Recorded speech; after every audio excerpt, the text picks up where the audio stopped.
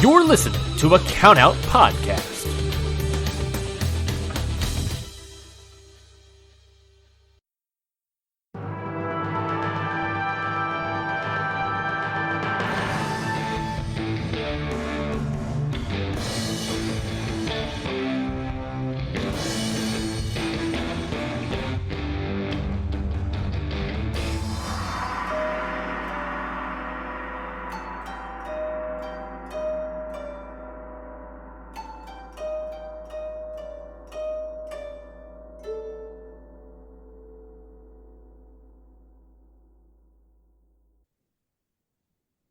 Hello and welcome to Jumping Knee Pod, a modern-day All Japan Pro Wrestling podcast.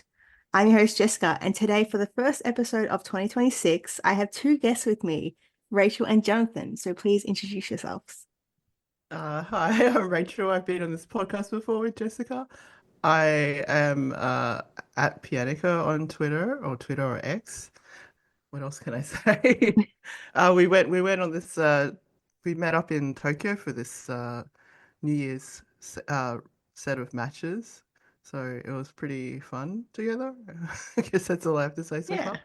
And Jonathan, also mention your book, please. Don't forget about that. I gotta get the plugs out of the way. Yes. So basically I've got a couple of books about All Japan because like anything to do with this fandom, it's so addictive and you end up going down so many rabbit holes. So my way of dealing with that was to write books about it. So Ganbaru, how All Japan Pro Wrestling survived the year 2000 roster split and the Muto years, and coming up at some point, and I still don't know when, for those of you that missed out on the campaign for my next book on pro wrestling, Noah. I don't know what the release date of that one is, but I promise it's in the hands of Hybrid Shoot, and that one is Faith and Freedom. Freedom and Faith. Sorry, I can't get the title of my own book wrong. Freedom and Faith, and it looks at sort of pro wrestling Noah's formation and Masao's concept of giving his wrestlers the freedom to do whatever they wanted to as long as they took responsibility for their actions, and whether or not Noah lives up to that today. So yeah, I was also over there in Japan for the shows that we're going to talk about, and it was great to just see other wrestling fans over there that time of year, and kind of to see people from wrestling Twitter and kind of to catch up in person and see all the matches that we're going to talk about. So much better seeing this stuff live and in person than watching on TV. You miss so much extra stuff. So lots to go into today. Yes. When your book does come out, I'll definitely let everyone know on the podcast. I have your book back on. I know it's about Noah, but like, who cares? It's my podcast. You can talk about whatever you want on it. I mean, you can't really talk about sort of like pro wrestling Noah without discussing All Japan, because Noah came from All Japan. So, you know, we've got some way of justifying it, right? Yeah, it's connected. Anyway, like you both said, like all three of us were in Japan. We watched 3 All Japan shows, not sitting together. We kind of didn't organize anything. We were all sitting separately by ourselves.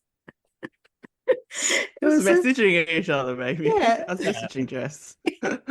I think if you look at one of these shows, you're going to see one or a few of us in the crowd hunched down looking at our phones the whole time.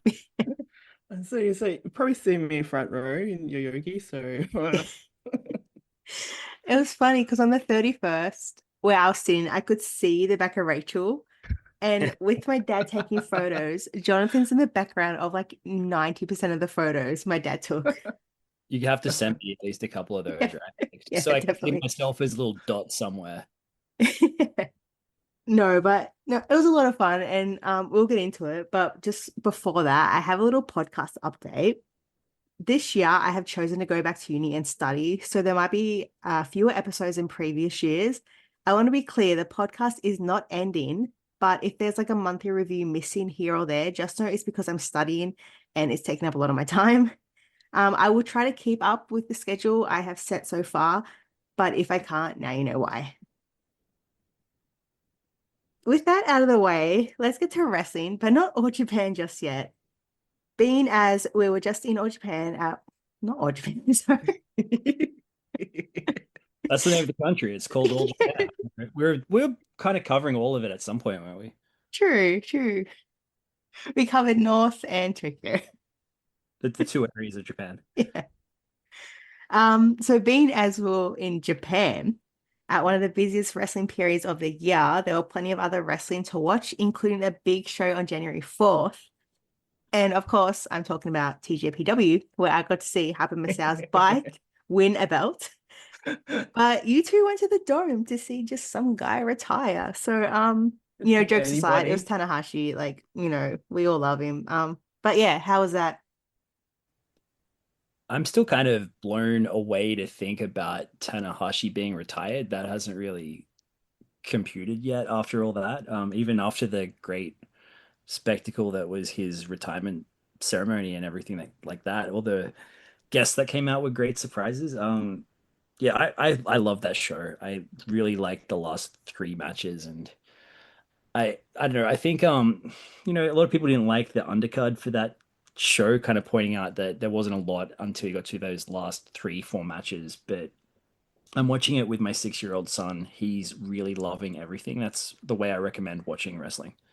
Not necessarily with my son, but with that's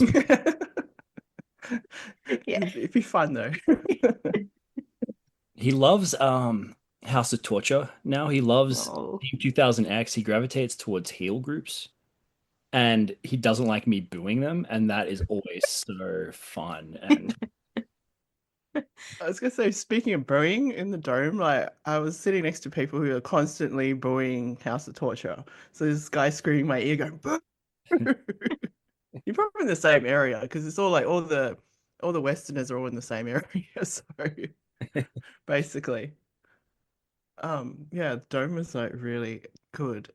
It's not my first time at the Dome, been there for other concerts, but it's like huge, right? It never stops to amaze me how big that place is and how many people can fit in there. And then what the total ended up being, what was the crazy number? 45? 40,000. Something, yeah, unimaginable. And the organization to get in and out, like it's harder to get in, I think, but coming out, it was like no problem at all. It was really weird. I was like terrified at the sheer number of people just looking at the number. Yeah.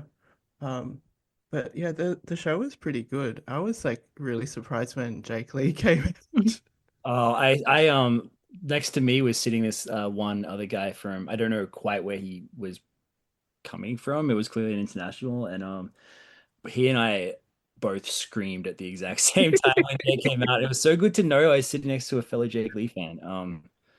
Because people are like, oh, why was Jake Lee the secret, person in that match? And Why not? it's like because he's so good, and people were complaining that he attacked Yota Tsuji after Tsuji won the title, and it's like because you need to get people looking at the next show, and you've got a captive audience of 46,913 people. Show them what is coming up next right here. You need to build it immediately, and after everything Jake's been through with his and everything, it's just it's good to see that they're giving him something. Or even like in the end, like the show, I think was everything I imagined it would be. It was just amazing, I think. And then the whole thing of just Tanahashi retiring, it's just like, I don't know. It's like it makes me want to cry because yeah, it's never gonna happen again. Like someone of that stature, and like his personality is really caring as well. So someone who's like a really caring person who's loved by everyone, retiring like that with that many people to see him is probably never going to happen ever again. Like Okada was saying, like this is not probably going to be my retirement. I don't have that kind of pull with people, which is like very modest of him to say, but probably also true. So, yeah. Yeah. I didn't go to the Dome. I kind of skipped it because I don't think I could sit through TJPW and New Japan. But when I got there at Korakuen Hall, I just went up to see the people. It was like so many people just hanging around. So when I watched TJPW, I said to my dad, I just want to see what it's like because I know this is sold out. I just want to see all the people. And you could not move. There was just so many people because I think it was like maybe half an hour until doors opened. So everyone was lining up at that time. And outside Tokyo Dome, they had all the flags from Tanahashi's career, from like rookie to like, who he is now. That was really nice. And like, just like little videos and photos of him throughout the years. But yeah, just the amount of people there, honestly, like they were there to see Tanahashi. Like everyone else was just a bonus. Like Tanahashi was like the main draw. Um, I found like a lot of Tanahashi merch and like farewell merch at all the way in Sapporo, not in Tokyo. So I got a little What? keychain saying like, farewell Ace, thank you. I think my sister took it because I can't find it anymore. Not like Donkey or something, because there were a whole Yeah. bunch of chains that were selling like merchandise, but I didn't actually go and look, to be honest. Oh, I just like randomly found it. I was actually looking for hair ties and I came across that. Yeah. It's always when you're not looking that you'll find the coolest stuff. It's random. Yeah. I had a It's bunch probably of gonna be hanging around. in the bookstores. They had his book that he, I don't know, Ghost wrote about how he changed wrestling, and there's a new. I'm sorry if I've got the pronunciation way off on this, but new Kaminoge. It's like they call it a MOOC. It's like a magazine book, like a bunch of wrestlers talking about what impact he had on their careers and their interest in wrestling. So, yeah, just a lot of new stuff about him that were in very mainstream stores. Like they had entire stands just devoted to him. Outside of Korakuen, they had like a little stand selling Tanahashi's like Korakuen photo shoot because he did a photo shoot before like, he retired. And the line there was just massive just to buy like photos of him posing in the ring and just like everywhere in Korakuen. Yeah, it was just really nice to see like just how much impact he had on just so many people. And I got like an email from like Buy Sumo Tickets where I buy my wrestling tickets from, and they're like, this is like the biggest thing we've ever had. We've never sold this many tickets before, and it's because of Tanahashi. I got that email too. They were like, "Thank you for wrestling tickets," and it's like, "Oh, anytime, please, Yeah. anytime." So I just went to TJPW. I thought it was so much fun. I love that promotion. Like the whole thing with the bike being crowned champion. Aja Kong was there. She became champion. Well, the like DDT that one, like anyone can win that belt. I forgot what it's called. But It's just on the tip of my tongue. I've lost it too. Yeah, yeah. Iron Man belt. Iron Man Yeah, yes. medal title. It was being thrown around that show just like anything. But I was like, what's happening? Why is everyone winning this belt? I was like, I'll tell you later. Like I can't explain that. You just tell them who else has won the belt, like ladder or something. Yeah, I told him that. Or pillow or something. Everyone who watched one of the particular shows got crowned champion at one point. Yeah, I saw that. Like the whole crowd became champion. Yeah. Should be life ambition to be the champion of that belt. Yeah. Because eventually you probably will. Yeah. There was a who was it? A guy from AEW, like one of their staff members who is in the communications team. He became champ for about 30 minutes. 30 minutes is a long time. I thought you were going to say 30 seconds, to be honest. And then he won it, and then he was just hanging around Tokyo and stuff. And then I think they shot him losing the belt again. Yeah. It's a big target on your back. No, the other wrestling show that someone here saw was Noah. Do you have any thoughts about Noah? How they're doing, how their shows were, Jonathan? I liked the show a lot more than, again, this is just maybe continuing the theme, but a lot more than a lot of people did. I really loved that experience of seeing that show on the first. And again, my son got really into, I was saying this before we started recording, but he got really into the heels, so really into Team 2000X. And so he was in the main event. One of their guys was challenging for the GHC heavyweight title, and Ozawa I thought would win, and then didn't. That was hugely surprising to me. The junior heavyweight title match with Hermu, losing that to Amaxa, was really, really good match that I think is worth going out of your way to watch from that one. But yeah, I thought the live experience was really, really great. And, a lot of people are saying it's not worth watching that show. Otherwise, I don't really know what more people could have wanted out of that. You had two really great matches and the rest were okay. I think that's kind of all you can ask for in person. And again, I'm grading on a curve here because I had my son who was really into everything with me, and we all had a great time. I can't really praise it more than that. I did go the next day to Shinjuku Face for Noah's reboot show, which first time in Shinjuku Face, tiny arena. Have either of you guys been to that one? Or Yeah, I have. Not Such a me. small place. how small? Yeah, just tiny little place that thankfully Kanye West didn't show up this time like he has to. Oh, that was so weird. Yeah. Random, random fan. A fan. Yeah, just quickly tell me your favorite like top 3 matches. Kanye, like Yeah. big fan. If you're a fan, like, you know, Top 3 wrestlers. kind of to interject some more Japan into this. So in New Japan, Aaron Wolf debuted. That's his name, right? Yes. Would you say his debut is better, worse, or like kind of the same like Anzai's? Because they were both like very much type. Not on the same scale because one's an Olympian and one's not. No, but like just a debut, like, you know, just like how they did. The expectation is so great though for Aaron Wolf though. The media hype for him because they put him in so many media appearances, so he's already media trained. Well, media trained is just like crazy. I think, and then just putting the belt on him straight away is just, it's just like that's what has to happen, right? But yeah, I mean, Anzai's still. I want to say Anzai's still a greater wrestling talent. I think he can go much further. I mean, Aaron Wolf is good, but I don't know. For me, there's something.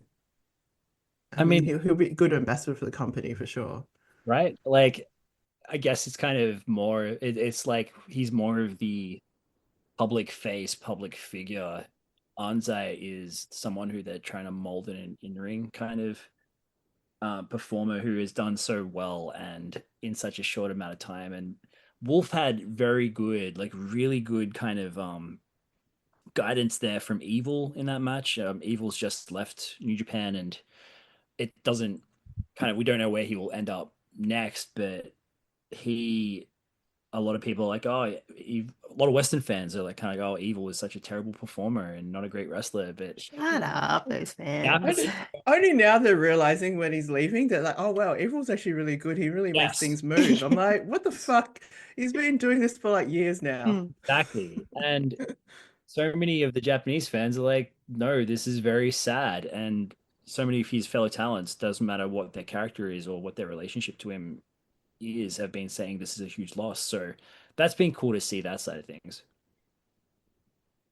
Yeah, I saw a lot of Aaron Wolf, like even in Korakuen. There was a photo stand kind of thing. One was Tanahashi and one was Aaron Wolf. Like that's how much he was hyped. And I like how you like said Aaron Wolf has done so much media training because like the training like Anzai got was like sitting on Suama's shoulders. I still have that photo saved on my phone. I love that photo. I think Anzai is only realizing now that he is very good at actually talking and stuff. Now that he seems to like have gotten less nervous. Whereas every time I turn on the goddamn TV, there's in Japan, it's like Aaron Wolf is on again. It's like quiz show, you know, just morning show, whatever. Yeah. That's the last we're going to talk about Aaron Wolf. Maybe like forever on this podcast. Not because we don't like him, because we have All Japan to talk about.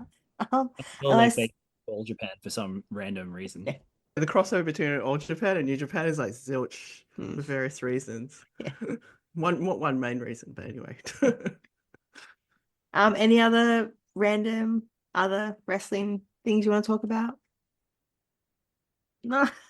I don't know. We went to Totocon. It was fun. Yeah. Rachel kept finding me stuff to buy. I was like, yeah, too. It's the only place. It's like, hey, this shoe pro has humor on it. This other shoe pro has humor in it. No, and I said to you, let's look at the All Japan t-shirts one last time. And then we found like an Inoue and Naoya Nomura t-shirt, which we didn't see the first time. I was like, how did I miss that? They just randomly appeared. Anyway, there's a lot to do in like Japan. Like if you're a wrestling fan, please just try to make your way there at least once to see this. yeah, not just like All Japan, because this podcast is biased towards All Japan, but like TJPW, Noah, New Japan. It's just so much fun. Um, yeah, there's always something to do there. But moving on to All Japan, finally, we're going to talk about the show at Yoyogi Second Gymnasium on the 31st. So that's the big one. I kind of went match by match. Some of my notes are just like one sentence, but we'll see how we go. So we start off with a junior match. So Fuminori Abe, Kurama, Naruki Doi, and Seigo Tachibana defeat Asuka Yagi, Dan Tamura, Ryzen Haito, and Rii Inoue. I do love a junior opener. I've said before on this podcast. Kurama we'll get to later in the episode, but yeah, just everybody else in this match. Yeah, I just love. Any notes for this? I could tell everyone's actually quite having fun in this match, even though it's just a setup for the challenge, which had already been announced between Atsuki and Kurama. So, but I mean, like, you've got Abe, you've got Tachibana in this match, you've got Doi on one side. So, I wonder what's going to happen. Moving on to the Battle Royale. So, Dump Matsumoto defeated Azawa number 1, Aja Kong, Hikaru Sato, Jack Kennedy, Pango Mashimo, Kikutaro, Kurusho Tokyo Japan, Senor Sato, and Takashi. So that's a lot. So basically every minute someone else entered, but like the minute started as soon as that person's music played. So like they haven't even got to the ring and the next person like is being buzzed in. Was it did Jiro come near you, Jonathan? Was that right? Or am I thinking? At one point, I don't know, like I didn't mean to give fuck off Jiro vibes, but somehow he just didn't come anywhere near me. But he was like everywhere around, like getting photos and taking selfies with people nearby. So that was cool. Like you kind of enjoy the Jiro experience a lot more in person. I know I'm not the first person to say that, but yeah, people around me loved him. So that was cool. It's just apparently he didn't find me so friendly, so he didn't hug me for an uncomfortable amount of time like he did so many other people that day. I always tell myself I'm not scared if he comes near and decides to give me a hug, but I don't think it's going to happen. Like it's before the match, so it's theoretically not that sweaty or anything like that. But It's fine. I forgot he was in this match. So when the buzzer buzzed and he came out, like I was like, oh, like Jiro's here. Like you said, like Dylan, if you're listening, please cover your ears. But like I had the biggest smile on my face, like his music coming on and I'm clapping along, and it's just so much fun. And he's like you said, hugging people for like a weirdly long time. He kept hugging this girl and like the buzzer is buzzing for like the next person to come out. I'm like, is he gonna let go and get in the ring? He kind of disappeared. I was like, I forgot about him. Oh, I was going to say one of these is not like the others, and that would be Mashimo. Yeah. Like he's not known for being funny, but I'm pretty sure he's a funny guy, right? Because he's always surrounded by people who are annoying. Yeah. He just plays a serious man. I know. in Baka no Jidai as well. So how he ends up surrounded by these people all the time is like there's something there. He's goofy enough. Seeing like Aja Kong and Dump in the ring was just really, really cool because we've seen Aja Kong before. I think that was Dump's first time in All Japan, if Yeah, I'm that's what not she said. mistaken. Yeah. Yeah, like I love seeing Aja Kong just beat up everybody, and like now seeing Dump beat up everybody was great too. Any other thoughts on the Battle Royale? So is it supposed to be some kind of historic thing where Dump and Aja have actually faced off? Like historically, it hasn't happened before in the same ring. I think that was the point or something. They were in a team together, like during the 1980s when Aja was new, and they were kind of like they tagged together a little bit and stuff like that. But I don't think they've had very many face-offs, like you say. I think it's probably like they've kind of had that experience around each other a lot, but rare time to see them booked against each other. Because I think in the post-match thing, Dump was like, yeah, she said it was her first time in All Japan. She's sponsored by the Leave, so she's often in their Mm. ads, like hitting people. And then I think she said, "Oh, like it's really nice to see Aja." She says, "Aja already left. She she hightailed it. It's like she's nowhere to be seen." Yeah, that was basically her promo, I guess. And how much she enjoyed it, the match and stuff like that. Hey, she I got don't know. carried to the ring by Yeah, yeah. yeah, Hokuto Goon people. Yeah. By Jack and She was at one point the most hated woman in Japan, according to there was a kind of a questionnaire that people responded to, like a poll, I guess, and yeah, people said that she was the most hated, and she comes across as the nicest person, and yeah, he'll work back in the. She got death threats. She got people sending letters wow. with razor blades underneath the letter, so she cut her fingers on them. Jeez. Holy cow. She had to deal with a stalker once. So to see her embraced by the crowd like that was really cool to see. No, the crowd loves this whole thing, but especially like Dump and Aja, I would say. The ending was really funny as well because I think Jiro came in and just said, "Oh, you're just women. You're just two women," because they're busy. Dump and Aja were just busy facing off, just staring at each other. He Hmm. comes in and interrupts and just says, "Oh, just women and stuff." So they just start attacking him, and then what happened? Who got? I feel Did he like pin?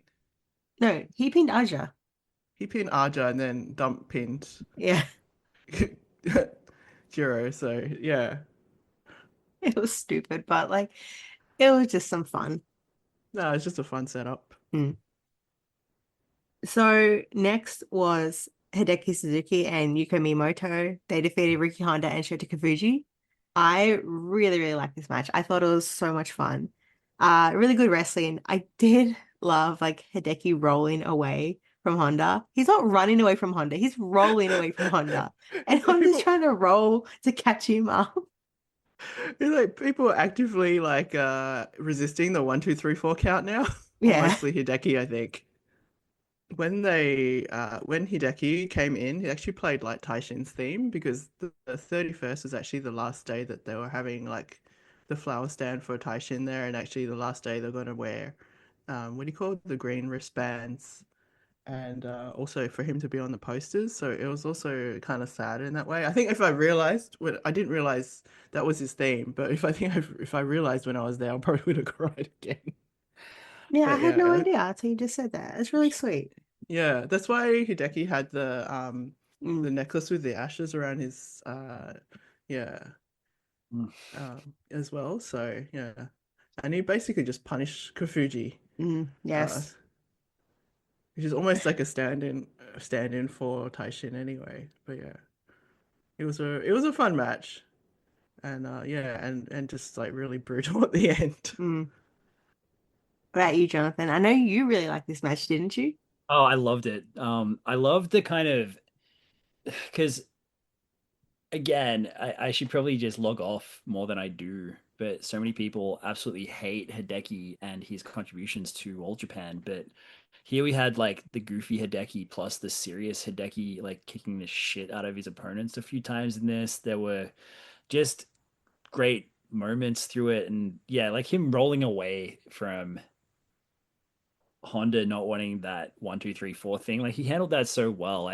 Yeah, I didn't know about this stuff with the ashes and with the theme song. Like I missed that too. But like I think that's such a great sort of touch there. And again, I guess at some point we probably do need to kind of shift from the tributes, but I'm hoping at least they'll have an annual tribute show for Taishin and that they'll kind of continue to play tribute to him through that. And there's some sort of nods to him here and there, because yeah, I don't think any of us will ever forget him anytime Hmm. soon.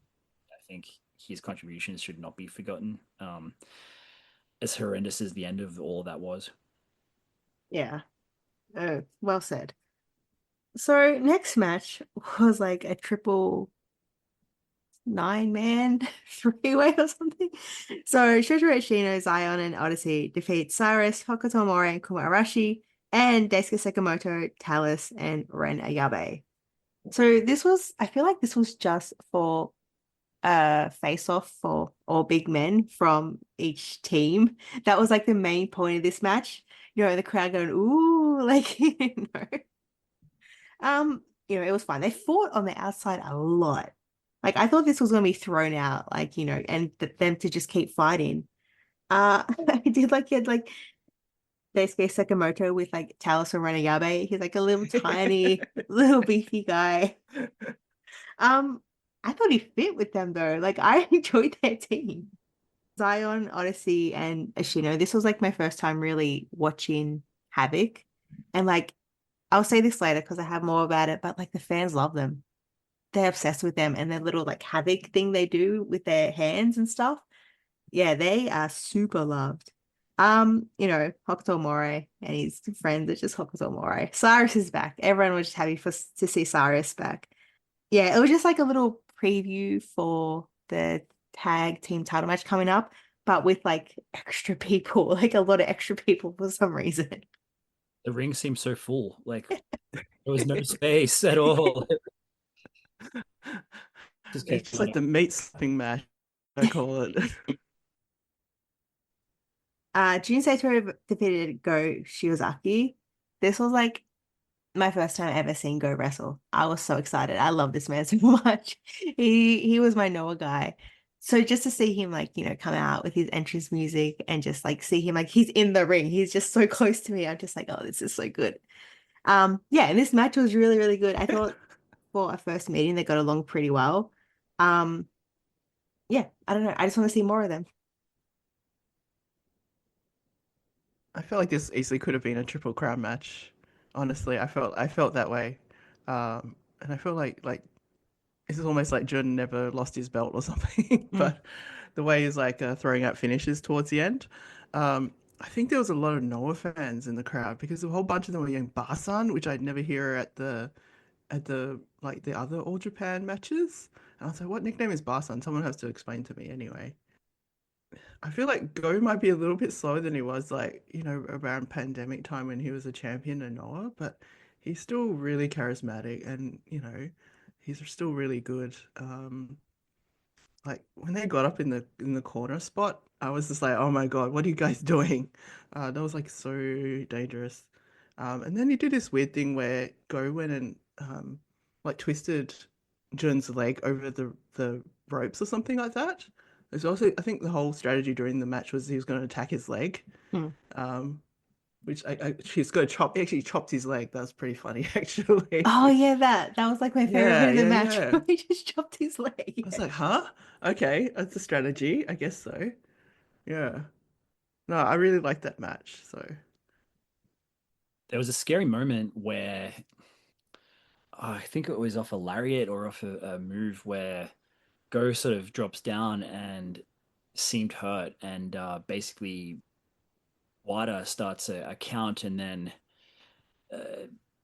we see Saito step in and interrupt the count, and then the count starts again. It was really quite freaky moment, and later on, so they gets go up, and then Go hits the lariat. I'm like, oh, they really drew me in on that one. I thought that thought that something had seriously happened. That was terrible. So good to see that Go was apparently uninjured, but they definitely had me going, for no pun intended, for a second there. And yeah, I just kind of hope that Go was not hurt in all that. They made that look really serious. That's a bloody Yuma Ayagi move, where he pretends he's injured. For the longest time, he goes like, to sleep. he like drags it out so long, and it freaks me out because, you think, oh shit, like is he actually injured? And then you'll like roll someone up, or like I think it was like Naoya Nomura where he like popped up and like did 3 German suplexes in a row, laughing like a maniac. It's hard to pick, right? The difference between like I guess a work and someone actually being injured. Like Anzai the other New Year. That's scary. And I mean, that was one of my favorite matches last year. Like to see that violence and to see kind of the real life stuff. It was so scary at the time. And I don't want to see that ever happen again, especially to Yuma. But kind of just the reminder that these guys are doing a very dangerous thing is worth remembering. But up until that point that it happened, I was loving so much of what those guys were doing. And yeah, just again, stay safe out there. I really hope. The second last match of the card was All Asia Tag Team titles. So Ishin and Yoshiki Kato defeated Musashi and Seki Yoshioka to become the new champions. I kind of thought it was a slow start, but it ended up getting really, really good. Like 4 fantastic wrestlers, and then Kai was on that ringside, which, oh my God, it took me so long to realize it was him. I was thinking, who is this guy? Like, I was honestly going to go like on the Dragon Gate website and try to find that who he was. And then I realized, holy shit, it's Kai. Like, I know you. The Dragon Gate team resorted to cheating, which of course, like they're a heel team, it was going to happen eventually. So they ended up winning, but the crowd and myself were just going crazy in the last 10 minutes. It was just like, we were just like so intensely willing Musashi and Seki Yoshioka to get out of this and win that we were like just cheering like our hearts out. I do love this Dragon Gate team. They have lost the belts. They don't have the belts anymore. I'm like, what the fuck? Why would you give them the belts only for them to lose it? I was like, where's the storyline? I don't understand you guys. Yeah, so at the end, all of the juniors came out to challenge them. So they're going to have like a tag league. We'll talk about that more, like the participants. And the winner gets a shot at the tag of All Asia tag belts. And you're thinking, okay, they'll get a shot at Ishin and Kato. But like, they're not champions anymore. So it's just like, why give the belts to somebody else who's not involved in this storyline at all? You have Junior in the tag league, so that's probably why, but it's still very confusing. At that, it was Don Fuji and Mochizuki. Mochizuki. Yeah. And look great, like team and everything. It's just they don't have the same like taking these belts back off this heel team, that structure of that story at all. Unless, of course, it's just a very quick thing and then the team gets the belts back next Dragon Gate show or something. I think Kato said he wants to take it back, so we'll see. I would like them to. Yeah. It doesn't make sense otherwise. I'm just like, what? No, was it like Ishin or Kato? I can't remember who had the All Japan trial but didn't pass. Kato. Yeah, and he's like, I want to get revenge on All Japan. It's like, because he's the ex-policeman. Yeah. I told you that story, right? yeah, The ex-Matsumoto policeman, which is where the Aoyagis come from. So his whole shtick is like a bad cop or something. I was there at the castle there, and I didn't realize at the time that was his hometown, that was Yuma's hometown until we were out of there. But yeah, really snowy place. Apparently lots of traffic accidents. hey, Yeah. get off the podcast. All I need to do to get heel heat is go by what one of the masters said, and I got like 1/10 of the heel heat he got. Oh, that was nuts last year. I was going to say about the match. Around me, actually, there were a lot of people cheering for the Dragon Gate wrestlers, for Ishin and Kato, because I feel like they're bad dudes, but they're also very funny. So, like Ishin is actually quite cute. and like, I don't know, like his whole thing seems to be, at least part of it, is sticking his finger up his nose. And it's like, yeah, it's hard. I would expect to completely hate this guy because I can't. It's a 5-year-old heel kind of thing, actually. And the way he laughs is like a cartoon character. Yeah, there definitely was a Dragon Gate contingent that showed up for this show. There was some behind me with like some of their towels and stuff like that. So clearly they drew people to this show, and I hope they continue working with Dragon Gate. I think that is a great way of this company kind of getting some more people into some of the shows and stuff like that. There's definitely crossover. Yeah, where I was sitting, I could see like a couple fans with Dragon Gate towels. So they definitely brought Dragon Gate fans in. But just this match, it was really, really good. So if you're going back to watch this show, like the last 3 matches, I reckon to watch. Like, yes, it does start off slow, but it gets really, really good.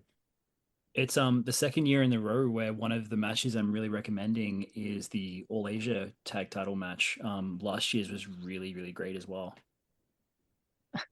I can go on and on and on about last year. Oh, the year before. Yeah. So I guess if you want to watch all age title matches, yeah, check out this New Year's Eve show and last year's New Year's Eve show. But on to the main event. So we had Triple Crown match. Kento Mihara defeated Yuma Anzai. So I think you and I, Jonathan, have the same thought where like this was the best Triple Crown match we have seen live. Definitely. I do think this was like All Japan's way of saying sorry for last year. Like, no shade to June. I love June, but that match was the worst Triple Crown match I've seen live. It was just so strange. The other participant in that match hasn't been booked since the tag league. Oh, I have a story to tell. Rachel knows because she was there. We were out to dinner with my dad, and my dad knows nothing about wrestling. Like he can see a picture of Kento and know, oh, that's that guy from the promotion my daughter likes. But he was saying like, you know, the person I don't like because he doesn't really fit in, and we're like, who? He's like, that British guy. And we just crack up laughing. I'm like, Dad is Canadian. But he's like, yeah, he doesn't like Davey Boy Smith Jr. And my dad knows nothing about wrestling. It's obvious, isn't it? Yeah. And like a couple of days ago, he's like, he wasn't there when we were there. And I'm like, no. He's like, when's he coming back? I said, I don't know. Hopefully never. But it's just so funny. Like, yeah, this old guy who knows nothing about wrestling is like, yeah, I don't like that guy. Just doesn't really fit. I mean, he's got a role, but then other than that, it doesn't do anything. Sorry, it's just not. But anyway, that was like a little side story. But back to the match. I will always love it when someone interrupts Kento's standard opening of a match, if that makes sense. And Anzai did it beautifully. Like he didn't allow Kento to do his outside around the ring spot. Instead, he like slid back into the ring and he did Kento's spot. Like Kento kind of like drops kick you on the knees, you're kind of bent over, and then he drop kicks you in the head and then does the pose. Anzai did that and I was like losing it. I'm like, holy shit, like yes, this is what I want. When someone interrupts the Kento formula, that like just, you know, just brings out the best in Kento because he lost it. Like he was throwing Anzai into chairs, he had him down on that mat, just like punching him over and over again and like headbutting him. He was angry Kento. That was my favorite bit was when Anzai's down on the outside and Kento rolls back in the ring and he gets on one knee and he stomps his foot down as loud as he can and then does his pose. Like he finally can do his pose. Like finally Anzai is out of here. Yeah, I know, Jonathan, you definitely want to talk about this. So go ahead. There were some moments with the kickouts toward the end there where I thought Anzai might actually win. And at one point, there was a kick out where I can't remember the exact details, but it was along the lines of Kento kicks out, and the fans did that. You know, when they're not just clapping, they're also stomping their feet. It just sounded like we were in the Budokan or something. It was so loud, and just everyone in the place was so drawn to what they were watching.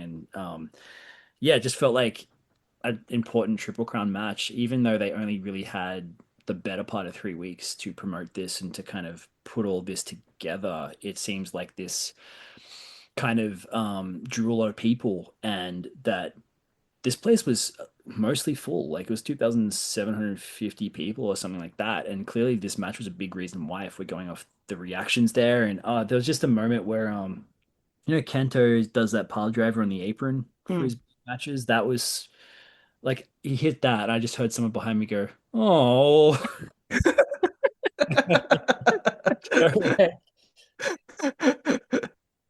That's so funny. This match, if there's nothing else that you watch, I think like the problem with sometimes is we get our match of the year and then All Japan will host a show on the very last day of the year. So this is going to probably work its way into my list for next year. Just well, this year, you know, Yeah. what year is it even? We're in chaos here. But 2026 is this will be technically my not really included, but I'm going to try to include it anyway, match of the year, because I really love this so much. Yeah, I think it was really good. I think the crowd was like almost split between Anzai and Kento. I mean, I know that for a fact that I really wanted Anzai to win because I wanted to see like, a generational change. Unfortunately, that wasn't to be the case. Because in his promo, Anzai been saying like he's commanding people to follow him, basically. Uh, yeah, what He did he sounds like say? a cult leader. Oh, like Yuma, like Ayagi. Yeah, because since Aoyagi was suspended, I feel like Anzai has loosened up a lot. Like he's found like he had to take on a lot of responsibility. But then also he's gotten a little bit more like I don't know, like comfortable with himself. So if he's going to be like, like challenging Kento and getting in his face and all that kind of stuff, he doesn't feel like so inhibited anymore. I think that's the change that I kind of sensed from the match. That Anzai is willing to like, grab what should be his. So I thought this match was like really close. I would have loved to seen a gimlet Mm. a gimlet go through, but not really. There's plenty of jumping knees though. Even this jumping knee is like really I feel like it's improved. Like it's like a lot stronger now or something like that. That was just like the general impression. So I guess when he lost the match, the way that the crowd was behind him, even as he's leaving, because Kento was like, I'm the superstar, you're a star, but you are a star, but I'm the superstar. So I thought that was a really good acknowledgement. Um, yeah, so I think it won't be long before. I was hoping Anzai would take it like New Year's Eve, but since we've had changes, often had changes on New Year's Eve, but I think that Anzai will probably take it sooner rather than later, hopefully, this year. Yeah, I can definitely see that happening. And your point about Anzai, I feel like he's gotten a lot looser and a lot more comfortable. Like he's always had these loud tag team partners like Honda, and now the other Yuma Aoyagi. So like now he's like on his own. Like his tag team partners are gone. He isn't like the young superstar rookie he was before. He's like, well, he's not a rookie anymore. But he's just seeming just a lot looser, a lot less serious. Even like photos I saw he took with fans, like before the show. Like he's doing all these funny poses. Yeah, I like how his personality has grown and just like who he is now. Thing kind of set Kento up as a roadblock for Yuma Anzai. It, people were complaining before that Anzai beat Kento too early, but I think it's nice that they've kind of had that. But now it looks like he's going to have quite the way back in order to beat Kento, and they've sort of set this up as a believable kind of title change that wasn't to be. And yeah, it'll be a matter of generational change when it does happen. I would love to see Anzai win this year's Champion Carnival and to see kind of him use that against Kento. That would be so good to see that happen. Whether or not you put the belt on him now or later, I think that would be the next kind of logical step for Anzai. True, true. I just want Honda to win the champion carnival. Just to get him to win something and not Poor come guy. second. I think Just let him win. Honda needs to win the other tournament. Royal I Road suppose, tournament. yeah, so I can have someone I like win that one and kind of, yeah, it's one that Kento's won a few times. I would think that would make that a bit more important if Honda won it. Mm. Again, I don't book all Japan, obviously. So So we're going to move on to day two, which was on the 2nd of January. Before the show got underway, like every other, January 2nd, the roster came out in their new tracksuits, which look really, really good. Kento greeted us and introduced the first new signee, which was Kafuji. I think everybody is very happy with that. Rachel, I know you're I'm extremely so happy. happy. It means so much that Kofuji signed. Mm.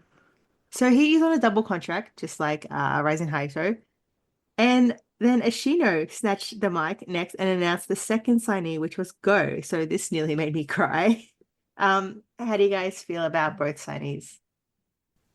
I lost my mind when Go came out. I thought this is good that Kofuji has finally signed, and then when Go came out, I lost my shit, and I had to explain to my son why Dad was so crazy. He loved it as well though, and it felt like something great for All Japan as far as getting someone like Go there, and it clearly means a lot to him as well.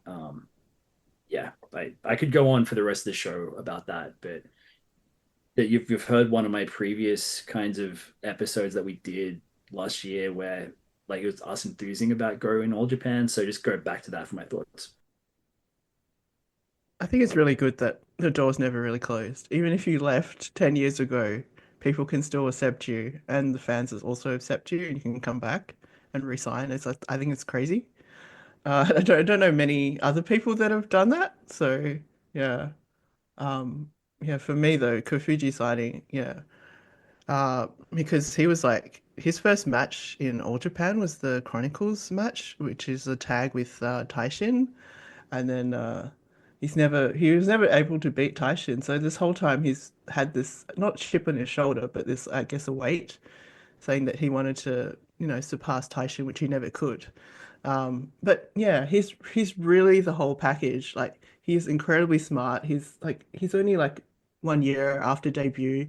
He's already this good. He's not a small guy. I mean he's short, but he's like, big for his height, I guess. Um, he's such an incredible pickup. I'm so glad that they were able to sign him because I wasn't sure if they would be able to because of his double affiliation. But of course, like Rising Hayato is with another um, promotion, EPW, but OSW, like I think we discussed this before, OSW is a lot more shows in Yeah. general. So yeah, yeah, I fucking cried when Kofuji came out because he cut his hair and he dyed it like Mm. dark, so I couldn't recognize him at first. So when he came in and then he introduced himself, I was like, "Excuse me, Kofuji, we all know who you are." He's like, "Hajime mashite, Kofuji, Zenihon Pro no Kofuji Shota desu." I was like, "Dude, we know who you are." It means so much to hear, like though in that context, like this is All Japan's Kofuji now, and he looked so. I thought he looked so different. He really did. I didn't recognize him when he came out, just like you, Rachel.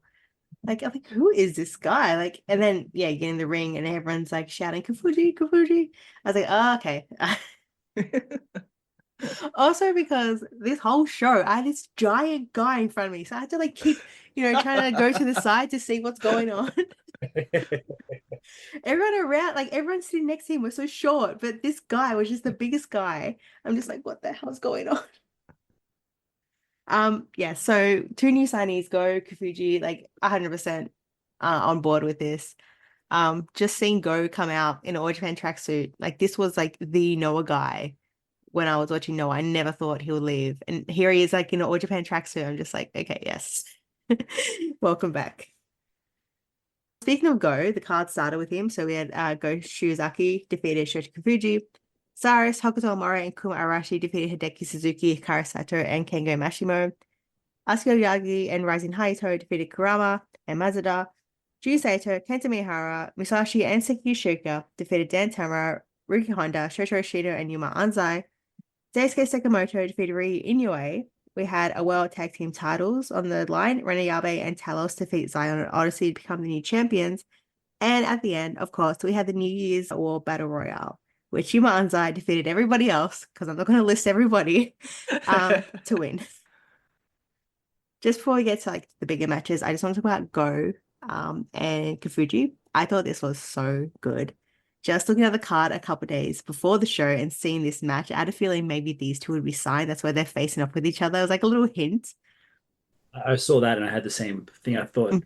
like, this is the two signees having that match. Seeing Go come out in like rookie gear, like the black trunks and nothing else, was really, really cool. So like this was like he's starting over. Like, of course, he's not shaving his head or anything, but like just one little start over match before he, puts on like the long trunks again. He I did thought dye that his was hair black as well, so I thought that was yeah. a really cool move. This was a great showing from both. And there was one chop Go did to Kofuji, which made me go, oh, like out loud. Like, I'm not really like a person who like shouts out loud when I watch wrestling, but that chop made me like audibly like, scream. But yes. Any When we thoughts on say you this? should go to a show, this is one of the reasons why if you listen to Go do chops on people, the way it just echoes sometimes is just absolutely terrifying. Like not so much like, watching like other people's like moves, but yeah, there's some things you can only really experience at a show. I mean, to that point, in general, I think a lot of wrestling, especially All Japan, a lot of it's more stiff than it comes across on TV. Like when you're watching, you don't hear the sound nearly as much as kind of when you're there and hear the thwack and kind of hear the people go, oh, next to you. Like a lot of the sound doesn't carry on TV.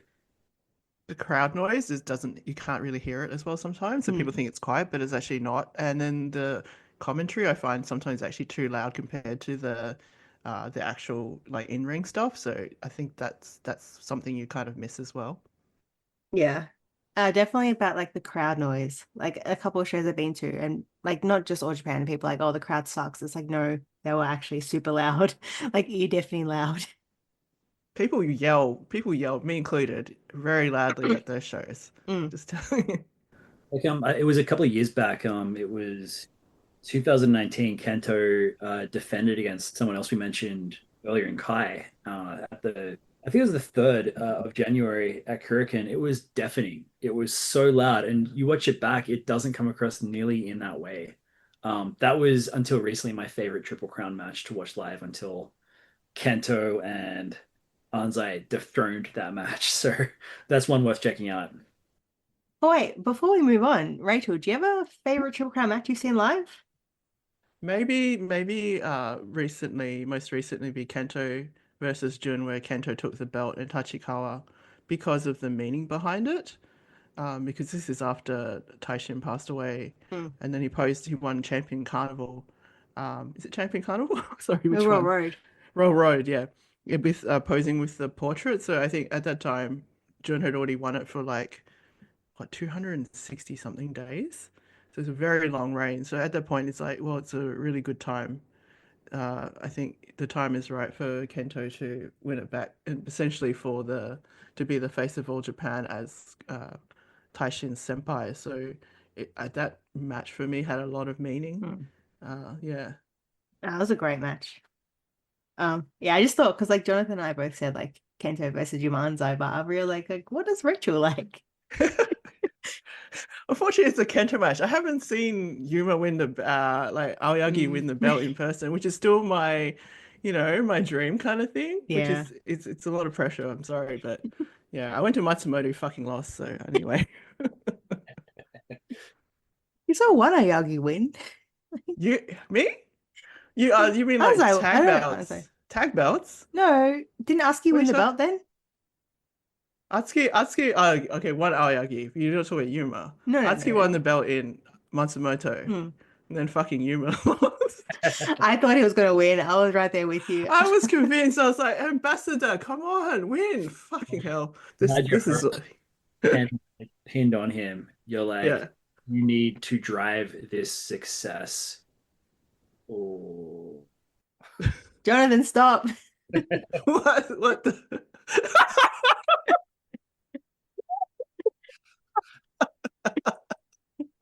you had your Sorry, it just clicked. and then you ran that red light. Yeah. It's not just a red light. It's not the red light. The problem is the license. Yeah, true. Yeah, that's actually it's very easy to forget that detail in all that whole thing. But all right, when he comes back, is he going to be straight into comedic humor I and don't think you can. up where I think he's going to have to be serious, and I think he's going to have a time when it'll be a bit of kind of punishment before they load him back up. But I hope that he's able to kind of come back full force and eventually get right back up there because his Triple Crown reigns was so good and he's such a great wrestler. So I hope they don't waste him for very long, but there'll be some kind of thing he's going to have to prove, I guess. I think he's put other people ahead of himself for quite a while. So that's why the impression is that he's just mucking around. But it's kind of selfless. But Yeah. yes, he's going to have to like I think be serious for a while, unfortunately. I'm going in March, so Fingers I'm crossed. hoping he'll show up at one of those shows. I don't know. It's really hard being a Yuma Aoyagi fan right now. Talking about another Aoyagi. So this kind of like is two matches, this review. The junior match with Asuki, it honestly nearly put me to sleep. I like my eyes were closing. I was like trying to stay awake. I'm like, I can't be bothered, like, bending my head around this guy to see this match. I'm just too tired. And then the next match, like Honda, the loudest man in the world, comes out and just like perks me back up. Like, um, he and Kento had like these weird tag matches on the second and third, which were really, really fun. Like June was thrown in, Talos and Ayabe were thrown in. It was just like random heavyweight tag matches that were just so much fun and just so stupid at the same time that yeah, they turned out to be really great actually. These just random tags. So for the World Tag Team titles, congratulations to Titans of Calamity. Before the show, I got some time to talk to Talos. Like he was a super nice guy, easy to talk to. I told him he better win those belts, and if he and Yami don't, I will be disappointed. So like, am I saying Titans of Calamity won so I won't be disappointed? Like, well, I'm not saying that, but They changed. yeah, that tells like this fan's gonna be disappointed. I have to win. Like what? No, from what I could see of this match, it was actually really, really cool. It like good to see like Talos get the pin. I think Zion posted like a really sweet tweet after this match, like thanking the fans and stuff, saying like, we do this because of you. I do this because of you. This is all because of you, basically. So he seemed like really, really appreciative. After the match, Talos called out Kento to challenge for the Triple Crown. I originally thought he was calling out Kento to challenge for the belts. I'm like, who's Kento going to tag with? But then I was quickly realized it was a Triple Crown. Kento did say he will defend against junior heavyweights, and that's it. And he comes to the ring, he's like, no super heavyweights. Like I said, I only said junior and heavy, no super heavy. He came out to cheers and was quickly booed because he said no to Talos. So Ayabe Talos got him in a double choke slam, ready to throw him down. He's like, yes, yes, yes, like I'll do it. Like it's fine. That was very funny. But yeah, so the next challenge for Kento is Talos. What do you think of this match? What do you think of the new champion? I was really looking forward to this tag team match because IRB's been really good as a tag team with Talos. I was pretty much expecting them to win. I mean, given their size and their strength and stuff like that. There was also like a really weird table spot in this match. Yeah. I guess that was to set up the finish, basically, because they rarely pull out tables in All Japan. So I was just like, what the hell? Who's taking this table? Yeah. So apparently it was Zion. Oh no, sorry. Odyssey was on the table, but then Zion crashed on top of him. Yeah. I thought, yeah, it was a really good match, and yeah, I hope they hang on to the belts for a while, but who knows? And then the whole thing with Kento being like a scared little guy in front of Talos is really funny. He's been like booed constantly by fans, like for the last few shows. And he's quite happy to wear that. It's just really funny. He's just been complaining about everything. Like every challenger he's been getting, he's like, I don't want them. No, I don't. Just boo me, all right. And the way he just looks at the crowd and just like eggs them on to boo him is also really great. I did say Zion and Odyssey will either lose the belts before Tag League or they'll lose it to whoever wins Tag League. So, one of those predictions came true. Did you have any thoughts on the new tag champs, Jonathan? I thought that everyone in this match worked really, really hard, and that was great. Surprising kind of how good it was. Yeah, I'm really glad to see these new champions, and like it's been said, hopefully they get a nice run with this because I think it's great for both of them. Yeah, Ren Ayabe is someone who's easy to take it for granted sometimes because of all the young talent in All Japan, but him getting signed was a huge deal when it happened, and him sort of getting the shots that he's had, it can be very easy to forget just how much he's improved, and he's really showing that. Yeah, great team for him. Yeah, I really loved that moment too when they both lifted Kento up. Kento's like, yes, yes, like that was great. Before we move on to the last match of the Battle Royal, did anybody want to talk about any other matches from this day? There's a lot of those singles matches that are being set up where some veteran just beats up a junior or something like that. It happens a lot, like the Sekimoto versus Inoue match. I thought that was actually quite, gutsy for him in a way. You always know he's gonna lose to Sekimoto, right? Because he's a senior. But I thought he put in a good effort. His kicks have really improved. It's hard to say because his kicks always been good, but I think they're even better now. Mm. Like halfway through the card or at the beginning of the card, there's just like veteran beats up young guy, just constantly. That was like Suji's role when he was here. So I'm glad like Sekimoto's kind of, moved into that role. I thought that like clearly it was going to be a match to heat up, the Gara TV title match the next day. But I went into it going, oh come on, like I get so tired of seeing Inoue lose. He hasn't kept losing. That he won the last on the last card that he was on. So, but I was cheering for him the whole time. And yeah, he went down fighting. That was really cool. Mm. So moving on to the Battle Royale, the main event. So Yuma defeated everybody else to win. If you're unaware, so the first show of the year ends with a Battle Royale with all wrestlers who are on the show. They came out. It's either you get pinned, you get submitted, or thrown over the top. I think, let me quickly check. So Naruki Doi wasn't on the card, but he was in the Battle Royale. So even people who weren't on the card can just join the Battle Royale. Why not? We're all friends. They all come out to Star Wars disco music, which is the best bit of it. I hope they keep that disco music forever. It's honestly is just some fun to end the first show of the year on. There are no real stakes. Like, so it's not like, oh, I pin you, I want a title match. Like Kafuji eliminated Kento. He's not getting a Triple Crown match anytime soon. I think even like a couple years ago, like Fuji pinned Kento. Like, where's his Triple Crown match? Like, we're still waiting. I've been calling for a match for Fuji to get a shot at the Triple Crown for years. Like, just let it happen one time, right? But yeah, it wasn't to be. So the last two were Shota Kafuji and Yuma Anzai. Yuma Anzai is rarely cheered against a lot. Like, it's normally like 50-50 with him, whoever he's versing. But like everybody was behind Kafuji. Like probably like 99% of the crowd were behind Kafuji, which is so great to see. Like the new guy, he's here. He's, the what do you call it? The other person, the last two, he lost, unfortunately. Yuma Anzai won, but it's Yuma Anzai, so we're okay with that, aren't we? I was in the 1% that was cheering for Yuma Anzai in that match. Like if Yuma Anzai only has one person cheering for him left, it's me. If Yuma Anzai has no one cheering for him, I'm dead.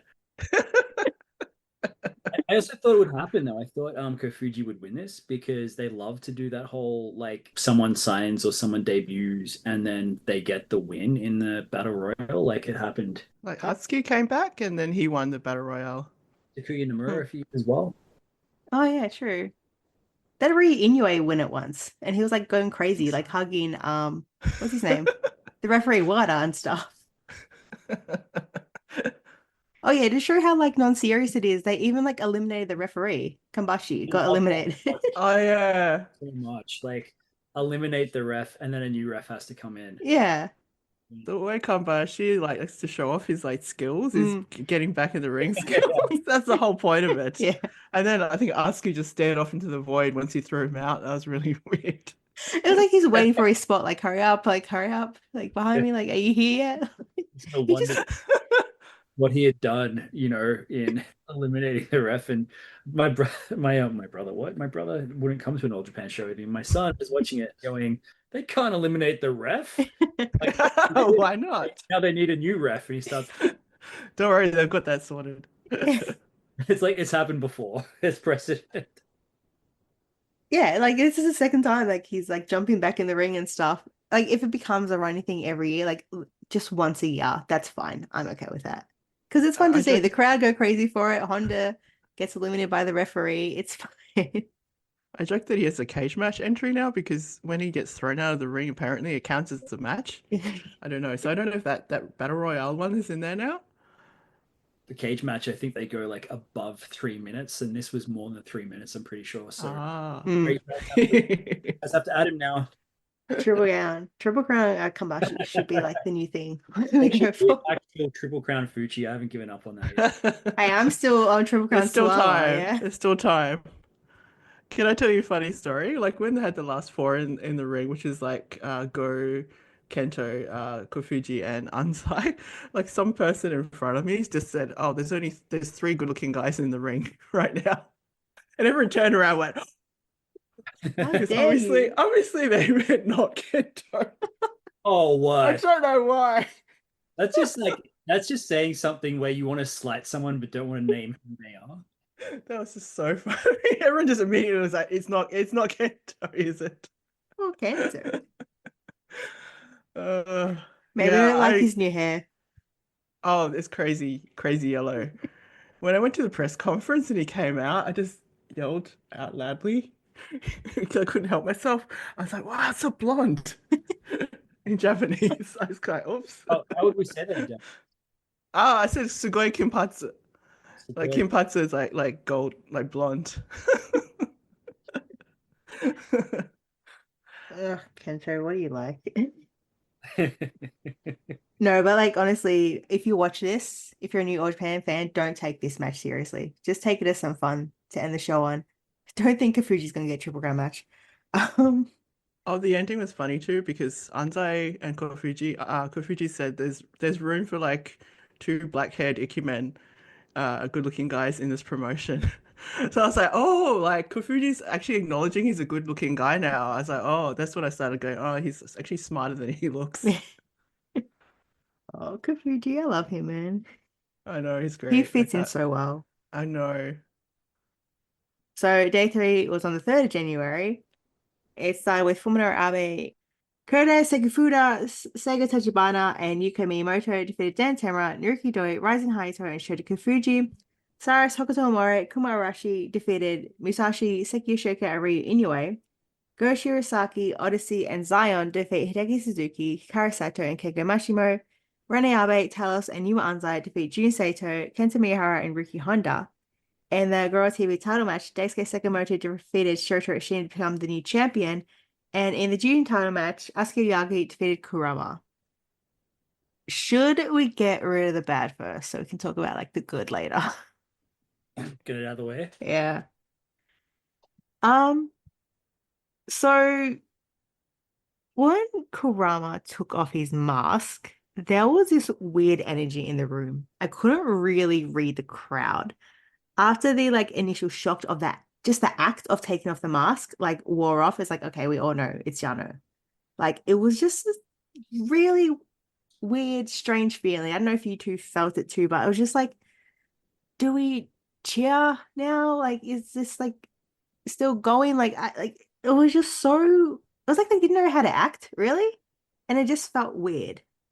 After the match, he got on the mic, like the tears started flowing.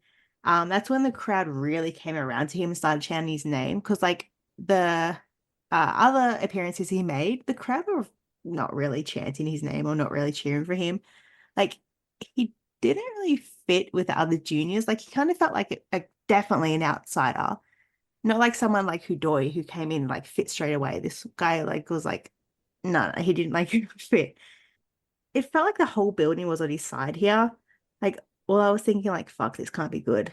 Like, yeah, it turns out he is signed to All Japan now, but he's starting over as a rookie. So he's got his shaved head. He hasn't had a match since then, but he's been at the shows like on the outside, just holding the ropes open and stuff. I wrote this bit so many times, like deleted it, wrote again, deleted it, because like I don't know what to say. Like if you listen to my episode with Dylan, I think I said the most there. Like I had a clear head there, but like here, he's like, okay, like he came back, he is signed, the mask is gone, he's like a rookie. Like how are we supposed to feel about this now?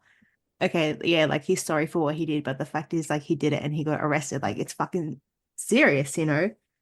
I think the juniors have been such a bright spot. I hope this isn't like a dark stain on them now.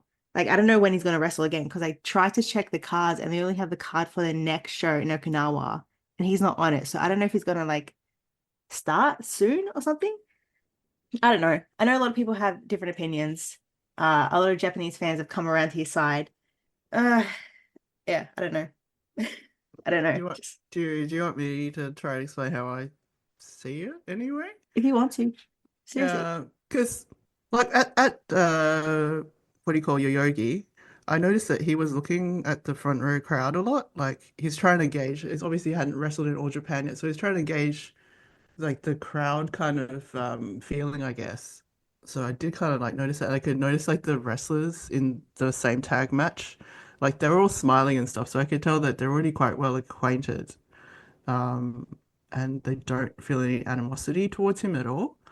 Uh, and like the 2nd of January tag match, I can see like having Mazda there is just like I don't know, just like a comedy kind of what do you call it? Like a smoothing over kind of thing. Hmm. So they basically had like, the two tag matches before the junior title challenge.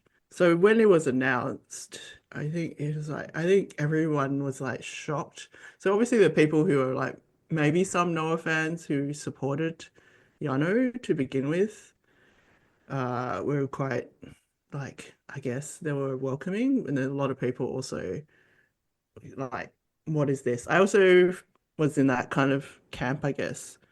And I noticed a lot at Karakuen that there's a lot of guys who are cheering for Kurama. Yeah. So, and then especially in the title match, I feel like the people cheering for Atsuki were like cheering really hard, almost like angry, and that's me included. Because every time someone cheered for Kurama, I'd cheer even louder for Atsuki because I'm fucking angry, and I don't want this guy to win the belt because it's always a possibility, right? But I think also in another way, having Atsuki as the belt holder and then taking care of this whole story, I don't think there could have been anybody else. In his promo at the end of the title match when he won, Atsuki was like, well, uh, he's basically saying, well, at first I was wondering why did I invite like this, useless person basically. But then he also turned it around and said, well, if you try hard, you can actually do it. So um, I think he's turning it around on Yano saying, you have the ability. So I still feel a little bit uneasy about it. I think my feelings, I guess, have developed. Like Yano is a trainee now. I guess you can't change that. He's going to be here for a while. His tracksuit doesn't have his surname on it. I don't know if you've noticed. He doesn't Yeah, I have his noticed name on that. it. I feel like he needs to earn it, essentially. That's why I'm worried. Like, will Yuma get a tracksuit? He just get nothing, no name. But anyway, that's an aside. Um, yeah, I mean, Yano is not going anywhere. On one hand, you have someone who's, almost like perfect. You have Kofuji on one hand. He's not really a trainee, but he's like maybe one step above a trainee. And then you have Yano on the other hand.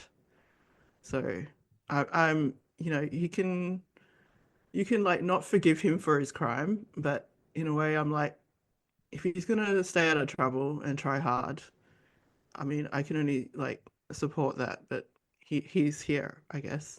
It's just one of these things you have to, I guess, deal with. Mm. Yeah. If Kurama had won, if Kurama had won the belt on that day, I would have fucking rioted. Yeah. And I'm sure a lot of Atsuki's fans will also have rioted. It's a really strange way to introduce a wrestler that has no notoriety and has committed a crime essentially. But I don't know how else to do it. But on the other hand, he's a young person.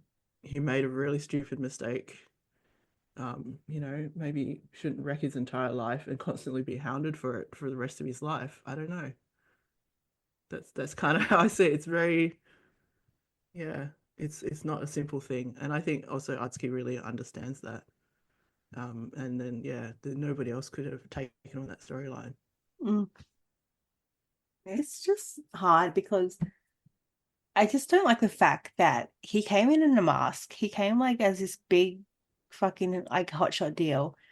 And then he got a title shot. Then he's like, okay, I'm going to start from rookie again. It's like, you didn't deserve this title shot just to fucking drop down to rookie and not even get any matches for the rest of the month again. Like I told you, like my perfect scenario will be Seigo Tachibana.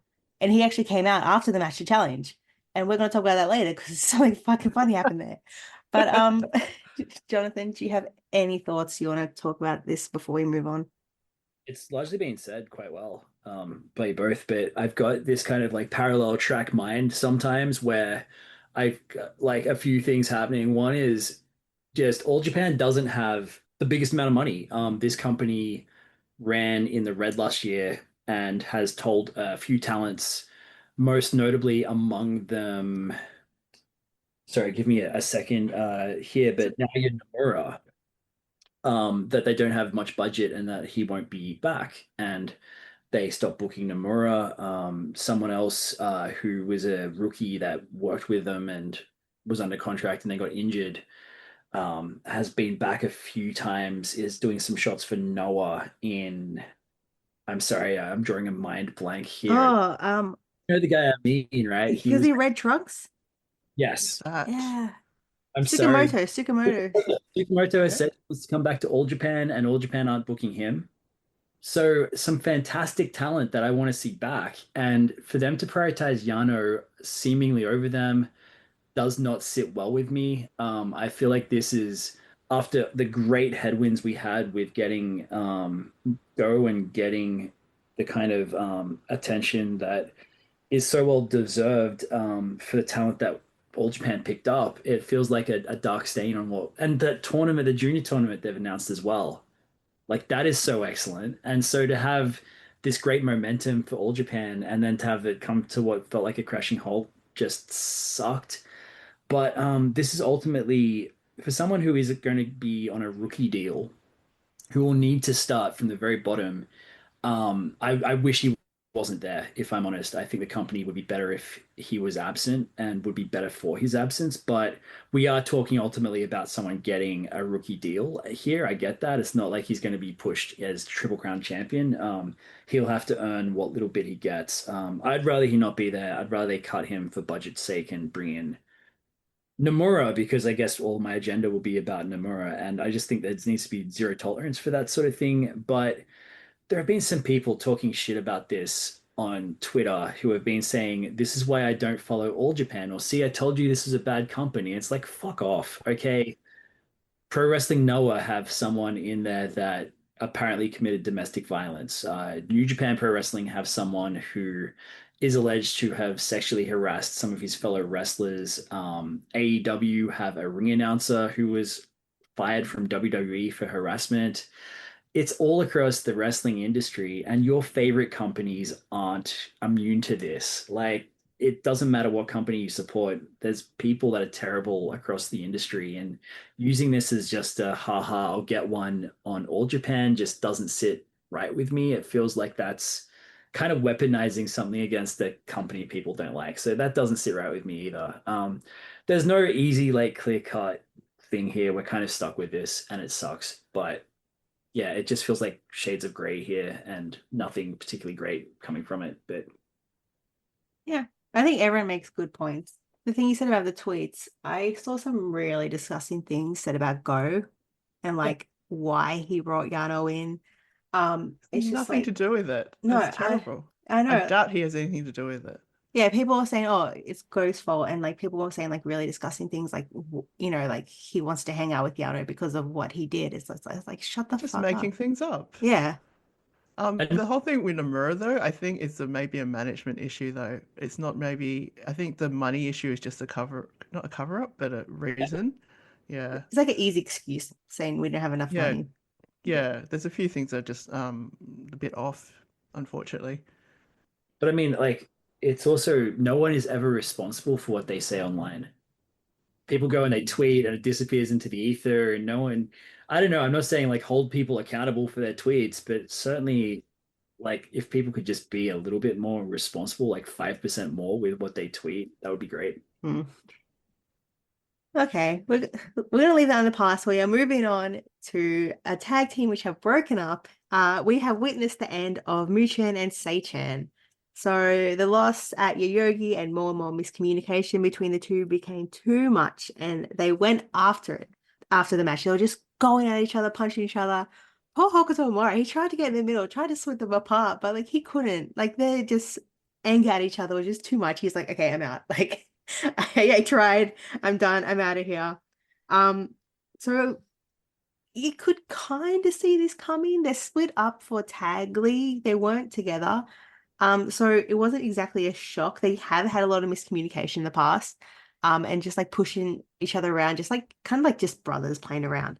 But yeah, that's it. They're done. They're over. Well, like rest in peace, Mutuan section. I feel like you had to break them up so that your sister can come in, can muscle in on on Seichan. Uh, yeah, otherwise there's no good reason for him to come in at all for the tag league. Yeah, Mm, I think it's just all cover. I think they'll be friends again because later, maybe, yeah. maybe. I hope so. I was in a state of denial when they announced the teams. I was like, no, they're just broken apart for this tag league. It's fine. They'll be back together probably. And yeah, I've been wanting them to get back together since. Moving on to a team that's still together. So Havoc. Here's the thing, like the truth I found out, the cold facts. When Go joined All Japan and Havoc, I remember people asking, why is Go in heel stable? Like it doesn't suit him at all. First of all, Havoc is so loved by the crowd. I saw so many people wearing Havoc shirts. They don't do heel actions. They are not a heel stable at all. Second of all, Go looks like he's having so much fun doing this. It's just like hanging out with his bros, like wrestling and then going out for ice cream, and they're all like hugging each other and loving each other. It's just so sweet just to see this. He just looks like he's having so much fun. He always has a smile on his face when he's around like Ashino and Zion and Odyssey and stuff. So if you think he's not, it doesn't suit him, it does. There was like a backstage thing of like him putting like the face paint on Ashino and stuff. It was really cute. Um, Havoc, they just want to like do the chant and their arm thing and just have fun. Play that theme music like 10,000 times. Yeah. Hey, the fans do it 10,000 times, Then it stop till they stop. So if you're like me and thought Havoc was a heel team, they are not. They're not. They're definitely not a heel. Do you want to know random fact? When Go started freelancing in All Japan, he actually changed his name. So the Zaki in Shiozaki is slightly different. It's actually the real way that he writes his name. So when he had it in Norway, he had it slightly different. So I think it's like symbolizing a new beginning for him. Yeah. That's That cool. was kind of interesting. Yeah. You want to talk about Go anymore, Jonathn? Just Leave it to Jonathn. section where we're like, yeah, let's just enthuse about Go some more. I predicted in the year end part that for my prediction for this year that he'll win the Triple Crown. I hope that happens at some point. If not this year, another. I'd just love to see it. Just for me, that's it. Yeah, I hope that we get to see some more matches between him and Kanto, maybe in the Champion Carnival. They had such a great match earlier in the year. He's obviously slower than he was, but I think that he still brings it so fantastically as long as he stays healthy and seems so willing to work with the younger guys as well. So, yeah, love his spot in the company at the moment.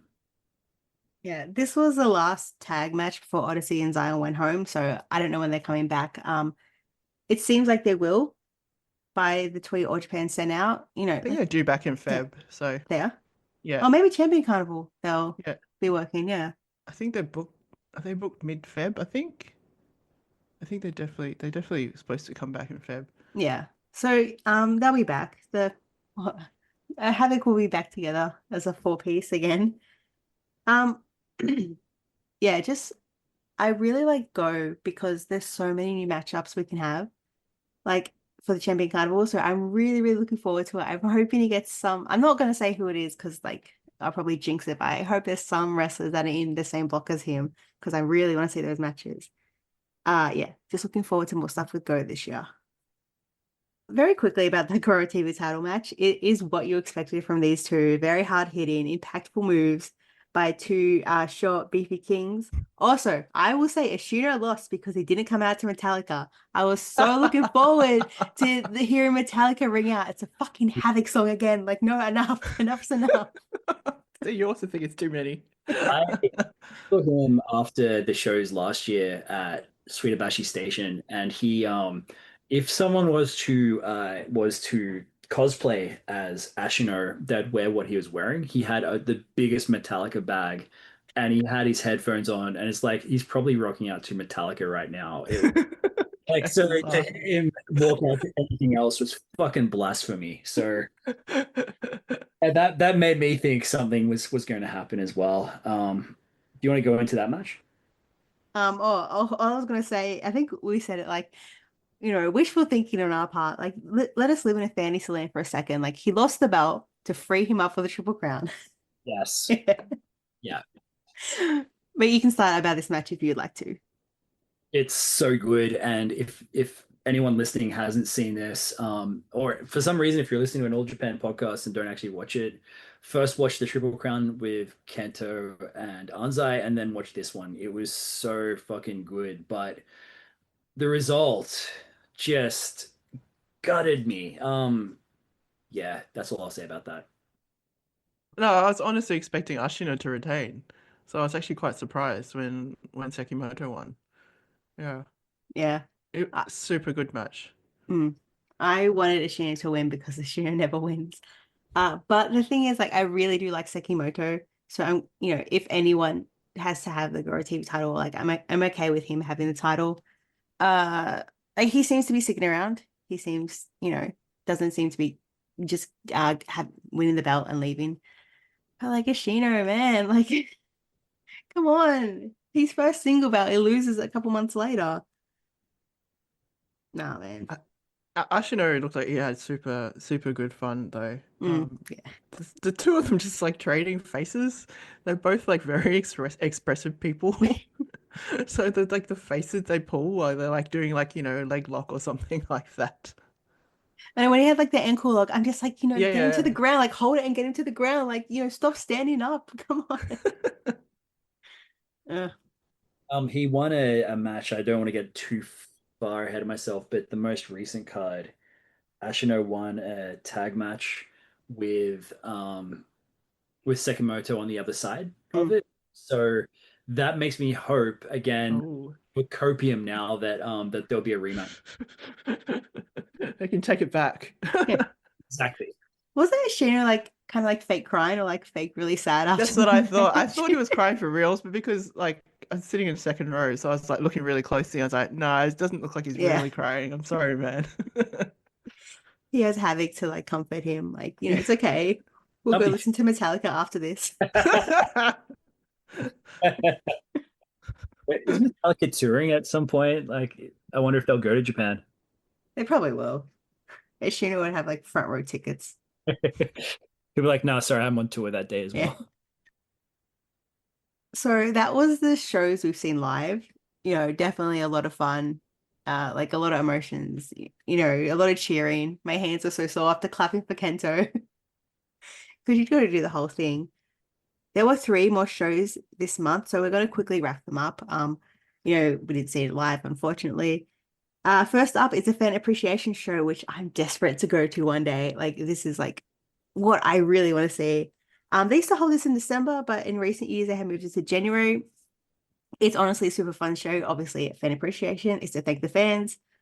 I was so excited for the main event. It was Kento and Go, versus Inoue and Kafuji. Why did Inoue and Kafuji just like get the flu all of a sudden? So they had to shuffle around the cards. It ended up being Yuma Anzai and Rising Hayato. So they were back together for this. And Go was like obsessed with Hayato. It was just like, doing like the thingies and just like copying Hayato's pose and stuff. And like fan art, or Japan like fan artists, they went crazy for this, like drawing stuff. Yeah, Kento didn't want to be friends with Go, but Go was trying his hardest. He really tried, but Kento's just like a stubborn guy. Any thoughts on this match or like just this whole show, really? The whole Exceed reunion thing was so funny, and then Go had a signed T-shirt. Yeah.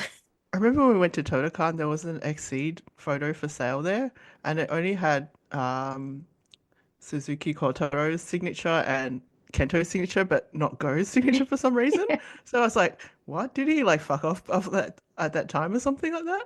So I thought that was quite funny. And then the whole like Go is a fan of like K-pop, but he's also a fan of Rising Hayato. And he brought out his like a fan, Uchiwa fan, with the drawing on it. So that was very that's very cute. Yeah, so the whole show, I really like this match so much.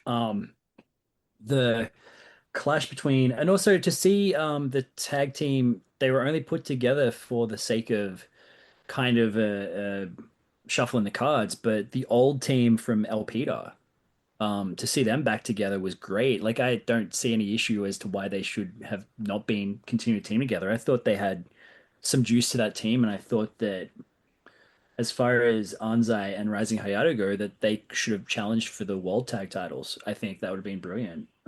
So to see them against Exceed was great. To see Kento still like sort of resistant against teaming again with Go, despite the great match that they had and the kind of seeming kind of forgiveness at the end of that match, when Go and Kento had the Triple Crown title match last year. It was interesting to see the residual resentment still there, and them moving with that. If Go was not already so happy in Havoc, I would have liked to have seen an eventual reunion there, but ultimately, I hope we see this again. I like the kind of dynamic there. I think those two teaming together and Kento being reluctant while Go's all in favor is fantastic. Yeah, just quite a good match. Again, it's the one arena that I still have yet to go to is Shinkiba First Ring, and I That always was love. Shinjuku. Oh, Shinjuku Face. Okay, okay. Yeah, that's at Also, Face. yeah, I'm getting my small arenas mixed up, but maybe I'm just that keen on Shinkiba. But yeah, those matches they're always great to see. As far as small arenas go, the crowd are always loud and the sound travels really nicely there. Mm.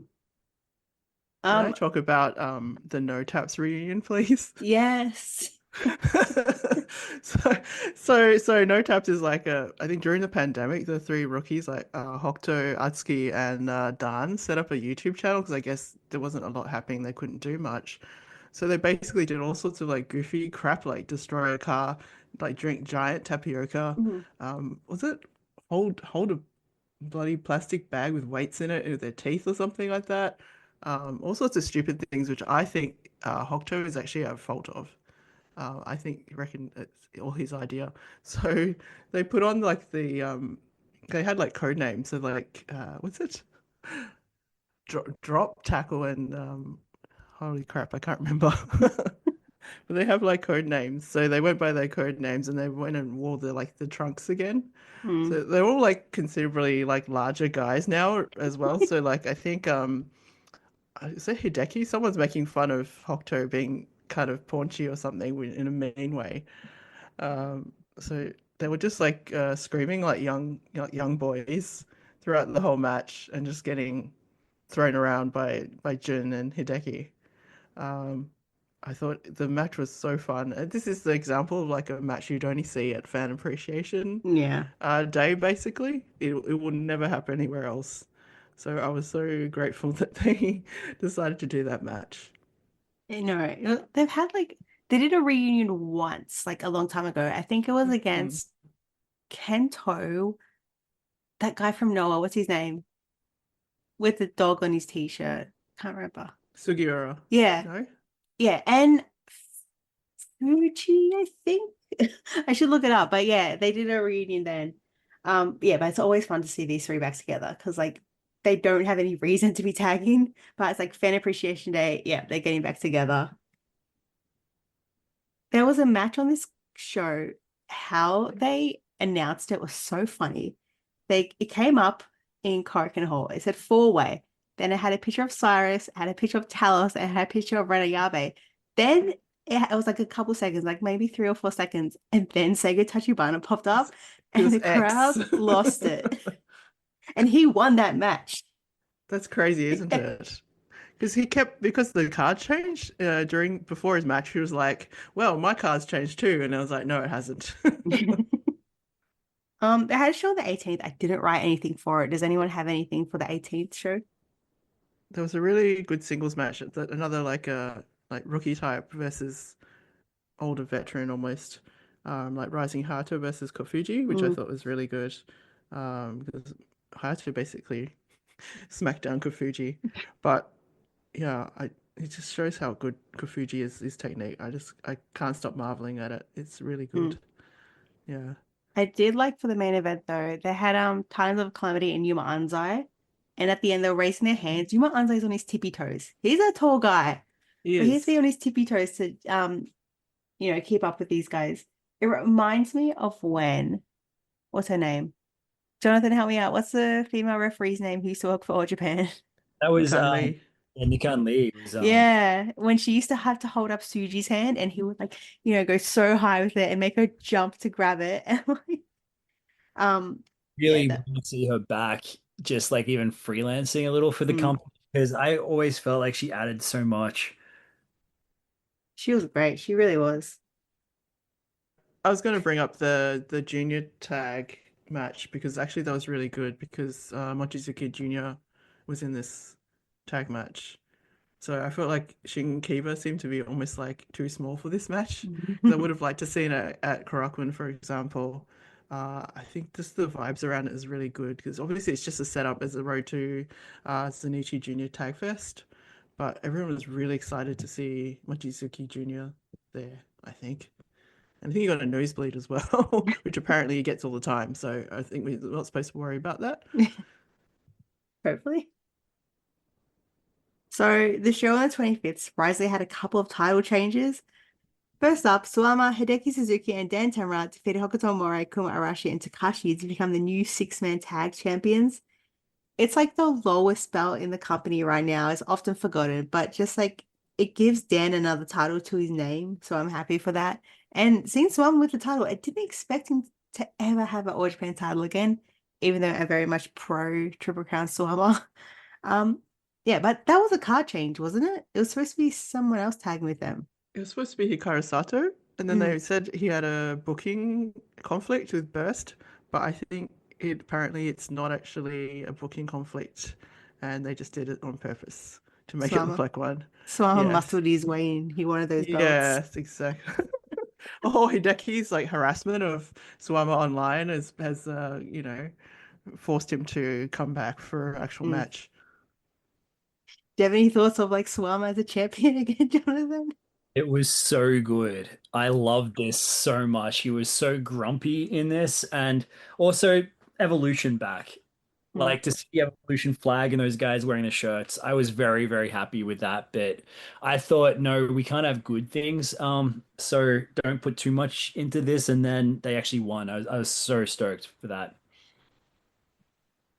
So the junior title match was good and it got time. It went 27 minutes, which was even longer than the main event. I was surprised with Tachibana winning here. I thought Asuki had this one locked down. Like I honestly thought he wasn't losing here. The thing is, we know Tachibana is a great wrestler and an even better champion. Like just look at his Goro TV title reign. I do love. He took a photo backstage of him wearing the belt. And I don't know if you saw this. Jiro said, "Is this AI?" Because at Grok, is this AI? He's an asshole sometimes. But Tachibana, he runs the junior division now. I know you really like Asuki, Rachel. Me? Yeah. Are you sad about this? I was a little bit sad that he lost, but I mean, Tachibana's been really good for the company. He's been around for ages. That I can see. Yeah, it's fine to give it to Tachibana. He hits just as hard as anyone else. It's just that he's not signed. I think Atsuki's done what he's needed to do with the belt, so it's time for someone else to, I guess, hang on to it for a while. But of course, if having Tachibana win the belt means that I guess the field's a lot bit more open as to who can challenge and who else might win over Tachibana. I mean, I'm already jinxing him by saying he's going to lose it, but because Abe is already challenged, because Abe challenged Atsuki, but obviously he's going to be Tachibana and Abe now. I think that also opens like possibility that Rising Hayato could take it off Tachibana, so you don't have to have Atsuki and Hayato having to go head to head all the time for the belt. Yeah, it was a really good match. There's a lot of false finishes at the end. That's why I kept thinking, Atsuki's got it in the bag, right? Yeah. Yeah, but he only managed to get like one moonsault off, and he didn't get to his like, what do you call it? His Phoenix. Sorry, I forgot what it's called. Phoenix Splash? I forgot what it's called. Yeah, Firebird. Sorry, Oh, Firebird. yes. Phoenix is someone else. Firebird Splash, which is his finisher. So yeah, very surprising. Yeah, because I didn't watch this live. I had family over. But Mhm. yeah, just going on Twitter and seeing like Tachibana with the belt. I'm like, what the hell happened here? It's like because you see like there was a fan poll for like most of the matches, and then like I think actually there was like 60 something% maybe for Atsuki over Tachibana. And there How are was you something about like, a fan asking Jiro before, do you think Tachibana will win? He says, no way, that guy's not gonna win. Jiro has no faith? No, I think because we're going into junior tag league next, I think he's going to get some challenges from this. And there's outsiders in the tag league, so might be more outsiders challenging for the belt, which I don't mind at all. Yeah, but Tachibana on top of the Who would junior have division. thought? Yeah. Who would have thought? I kind of thought that it would happen. I'm going against Jiro. I'm going against 60% of the fans on this one, but they don't tend to have very long or as long title reigns with the junior belt. They tend to like to move that one around a little bit. And as we're kind of getting on with that reign, I thought at some point this is going to change. And yeah, watching this one with James as well, he was like, "Yeah, I think the champion's going to retain. He's the champion, of course. His reign's going to keep going." And then when he lost, and I knew it would happen, I had this spoiled as well. As soon as it lost, my son went, "Oh no!" That was fun. Yeah, it's I'm pretty happy with this. I love Tachibana. I know that Oski, let's face it, is going to get the belt back at some point. And to see this, however long this will last, I don't think it'll be that long, as has kind of been suggested. So, yeah, interesting to see what they do with it from here and who challenges. So moving on to the Triple Crown match, which was the main event, which got less time than the junior match. But juniors deserve it. Anyway, Kento getting Talos out for the shutdown suplex was very cool, especially because he was playing up like he couldn't get his arms around Talos. The Talos was too big, so it's like, how is Kento gonna hit his finishing move? So he did it, and yeah, it was cool to look at. I don't think Kento losing title was ever in doubt here. That Talos really came to play. I'm happy he got his moment and opportunity. He really put Kento through it. Like there was a lot of moves where he's like, squeezing Kento and just, bashing him up. I was like, yes, Talos, like, go fight Kento, but please don't win the title. He would become a 5-crown champion? Yeah, no. He has really put in the work and fans have been responding and cheering him more and more, which is lovely to see. I do really like Talos. I'm really happy he got this opportunity. Sometimes you just get fucking people come in and get opportunity at the belt, like, David Boy Smith. But, Talos has been putting in the work and the fans have really been responding. His team with Ayabe is just so good. And seeing Ayabe at ringside, like, they're a proper team. But June is out next to Challenge, which actually is surprising. I thought that leave like a bigger gap between these two. So what do you think? There's been some great variety so far, I thought, with who's challenging. It's been, if you look at it, like from Talos to Go, Hokuto, it's been really great, the kind of variety of challenges. So to see this, I think eventually they were going to run into this where they have to bring out someone that has challenged before. There's still that threat that Kento could lose whenever he's with June, but yeah, I think Kento will retain. Yeah, I thought this was a really good match. Like, tell us, apart from the whole thing about having a metal plate in his boot, because that's how it feels like when he kicks the side of your head with his boot. That was the whole storyline. He actually had this good like lariat move as well. I think he looks pretty threatening the whole time. I didn't think that Kento would lose at all, but it's been really good that they've been promoting Talos. I think they're really backing him. Because I think he's a different kind of like Westerner, I guess, to some of the ones that they've had. He's like an intelligent, well-spoken, a guy who's learning Japanese to like, communicate with fans. I can see that at the merch desk when he's there. Um, yeah, he's not just like an ordinary like foreign wrestler in All Japan. So for him to go for like the Triple Crown this early, I think is really good for him and the company as well. The whole thing with Jun challenging, I think it's supposed to tie up with Ray's return at Ota Ward. So that's why Kento's been calling it an away game, even though it's in like Tokyo and he lives in Tokyo. So why is it away? It's not Sendai, that's for sure. So yeah, and then he did this whole thing because he's been a sulky man for the past like month and a bit, where he doesn't want to do anything. So he's been like, only today or something. He or yesterday he acknowledged that PWF said the match is on, so I'll accept it. Otherwise, he was just protesting the whole fucking time. It's like, I don't want to do it. Don't want to do it. Like a Yeah, toddler. yeah, basically, that's what he's been acting like. I think he needs human back because he's being very petulant, and he needs a friend. uh, yeah. So I don't know if he'll get another Triple Crown challenge, presuming that he wins against Jun before Champion Carnival. Yeah. Do you think he'll win against June, then Ray will challenge? I think that's the other thing I can see happening.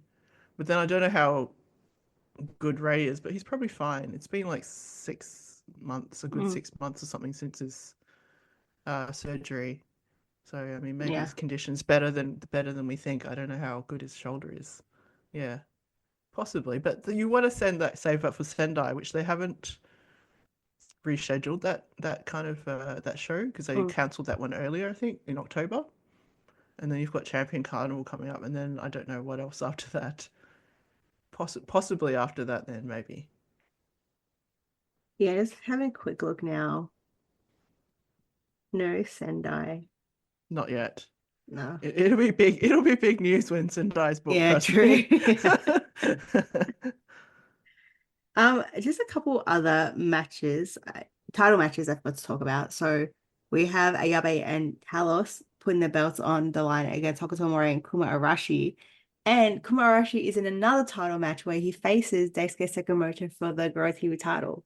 So he could be a Triple Crown champion, 3 belts, 2 tag and 1 Gura. So Kuma's having a big month. Just kind of like Sega Tajibana, he isn't signed, but the thing is, like, he's there every single show, basically. He kind of feels like he is. Are you all for Kuma getting this opportunity, Jonathan? Most definitely. Like one of those guys. The one thing I read a little whiles back, one of the, sort of tweets that sort of stirred the pot a little bit. I don't know if it's Hokuto or if someone else tweeted and suggested that they'd wanted Kuma to join All Japan, like they wanted him to sign for a few years now, and that they were disappointed it didn't happen. Just that kind of little storyline thing that they've thrown in there, but that made me really want it to happen after seeing that tweet. I can't remember the wrestler that sent it, but yeah, I want him to get each and every little opportunity that he can. Yeah. Yeah, I think he's great. Like, he had a really good team with that guy whose name is Great. Doi something. Yeah. Can't remember his name. Doi, not Naruki, the other one. Oh, yeah, the other Doi. Oh. What's his name? I'm gonna look it up. But go on, talk about Great, Jones. I'm just trying to remember it as well.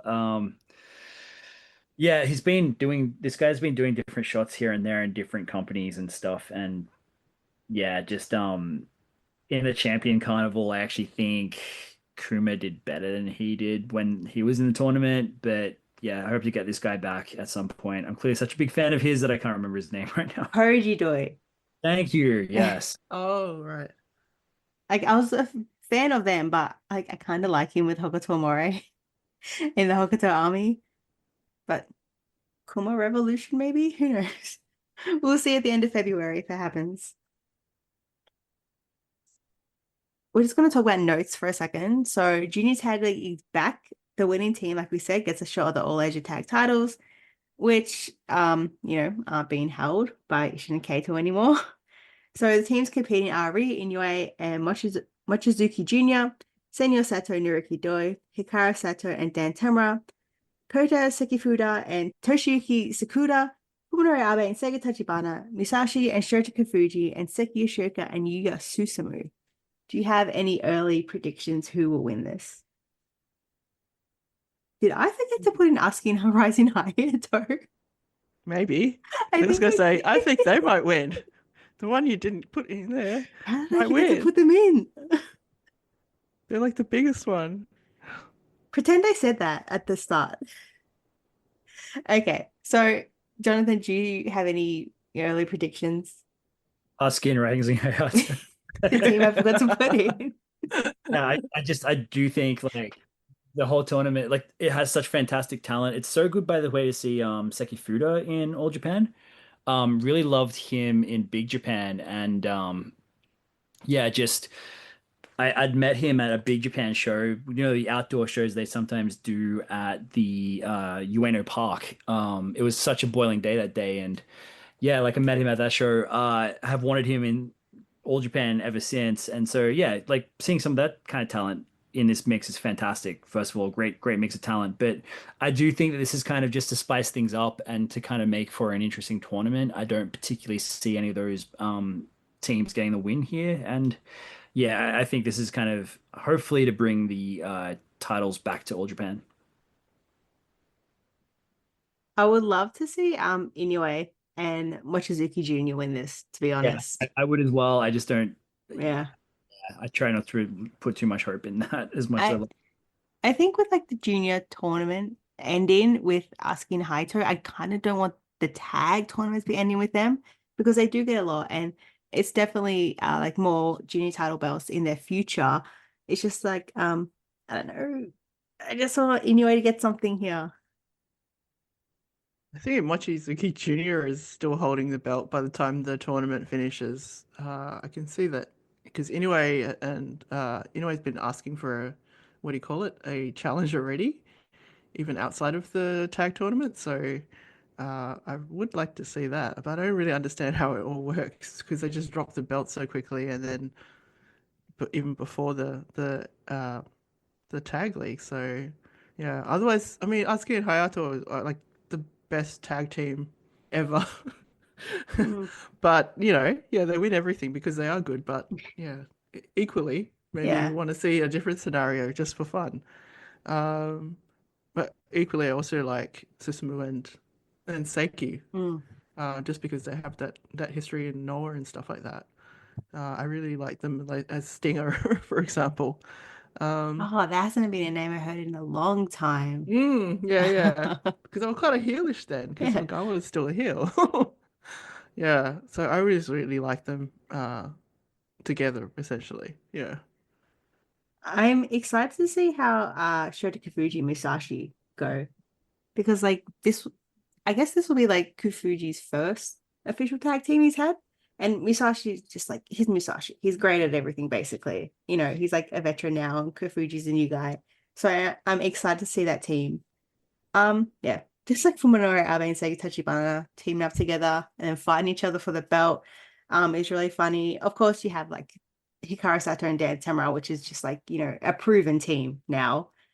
And yeah, the Sato brother team of Senior Sato and Naruki Doi, like we know who's taking the pins in that team.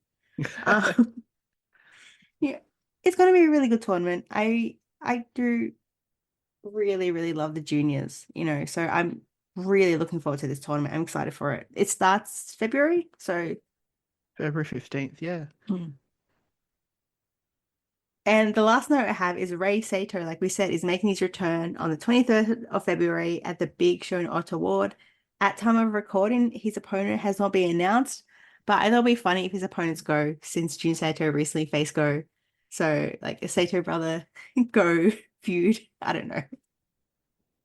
We'll I see. was wondering whether it'd be a singles or a tag, but yeah. Yeah, I guess. Yeah, because June's in the big title match, so he wouldn't be tagging, but he can tag with Naruki Doi, Senior Sato, yeah. If there's two singles matches, it's just the ticket sales will be crazy, I think. So match of the month and rest of the month, we're including the 31st. So because, you know, I can do that. I can do what I want. It's my podcast. So for match of the month, I got to choose Kento versus Anzai. It was just too good, the Triple Crown match. I pretty much do have to go with the same match, I think. It was so good. Uh, I yelled myself hoarse at Yogi. Um, yeah. Again, I would have liked to see Anzai win, but maybe it's not quite the right time. Especially since Kento came out in like his all new gear. Do you notice how gold everything It was is? so gold. Everything is gold. It's crazy. His hair, his boots, his jacket, his pants. It's like what, 80% gold? Yeah. Everything. It's like a, what do you call gold gold member? I don't know. I don't know.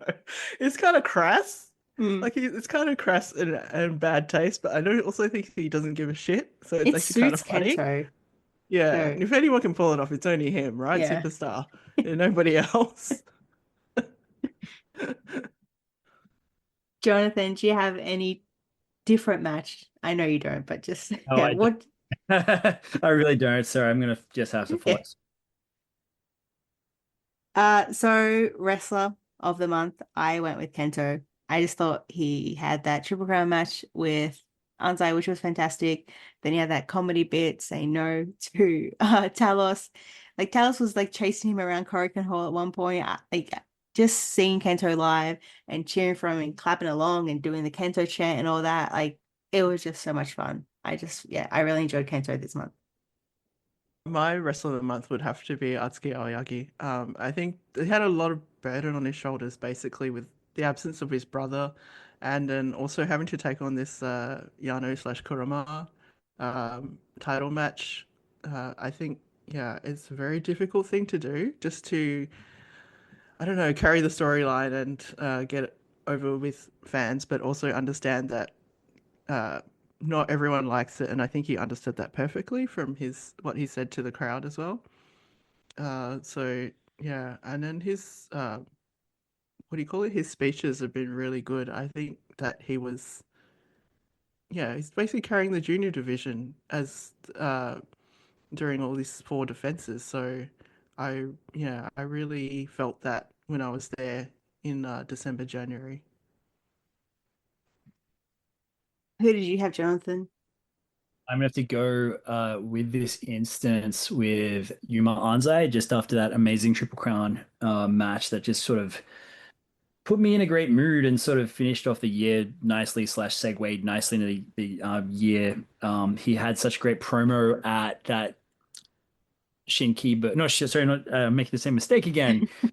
As far as the Shinjuku face show went, and he's kind of come into his own in a new kind of way. And again, I don't detect that there's a heap of direction with him at the moment, and I'm hoping that that doesn't last for very long because yeah, he's always great whenever he's out there. So hopefully they kind of pick up on this, or hopefully it's just part of the cycle, and he'll be back going with what I predicted earlier. But yeah, for what it's worth, I've been enjoying his performances lately. Well, Anzai has been saying like he hopes someone comes back soon. It keeps complaining that someone's not there, an Yeah. idiot is not there, and then tweeting two emojis of horses. Mm.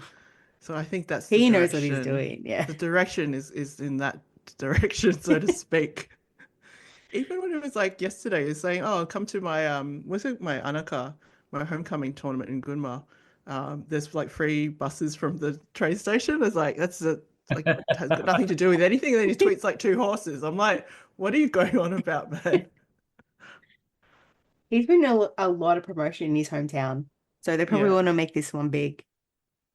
I think it's gonna be good. I'm gonna be there, so it's gonna be really good.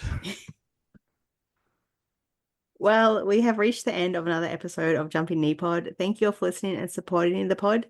You can find me at Sister Jessie and Raw Road 72 on Twitter. What about you, Rachel? It's been really fun to like hang out with everyone in Tokyo and just go to all these shows. It's like a experience you can't like replicate. If you can go to a show, I think you definitely should. If just put make a few sacrifices and go to a show because it's so much different compared to if you just watch it on the box, so to speak. Yeah, if you want to see my Twitter, which is just like 90% all Japan, it's at pianiac. And Jonathn, you?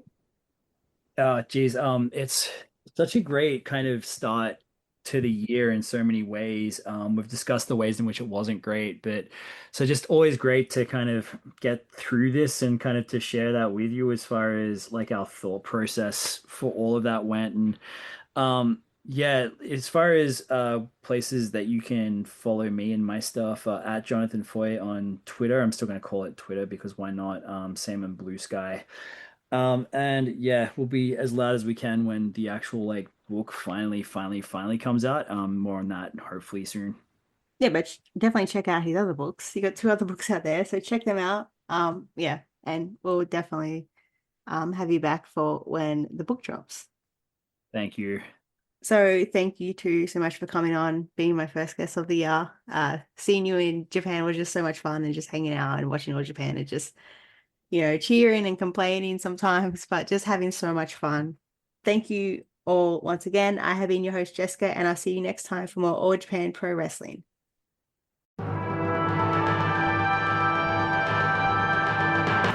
Hello, my name is Jessica, and I'm the host of Jumping Knee-Pod, a modern day All Japan podcast. Join me and a guest each month as we cover all that went down in the ring, outside of the ring, and everywhere else. Big title matches, tournaments, character arcs, storytelling, feuds, and more. It's all covered on Jumping Knee-Pod. Look out for a bonus episode every once in a while, covering a variety of All Japan topics. So make sure you tune into Jumping Knee-Pod. It's a new All Japan podcast for a new All Japan era. This has been a Count Out Podcast.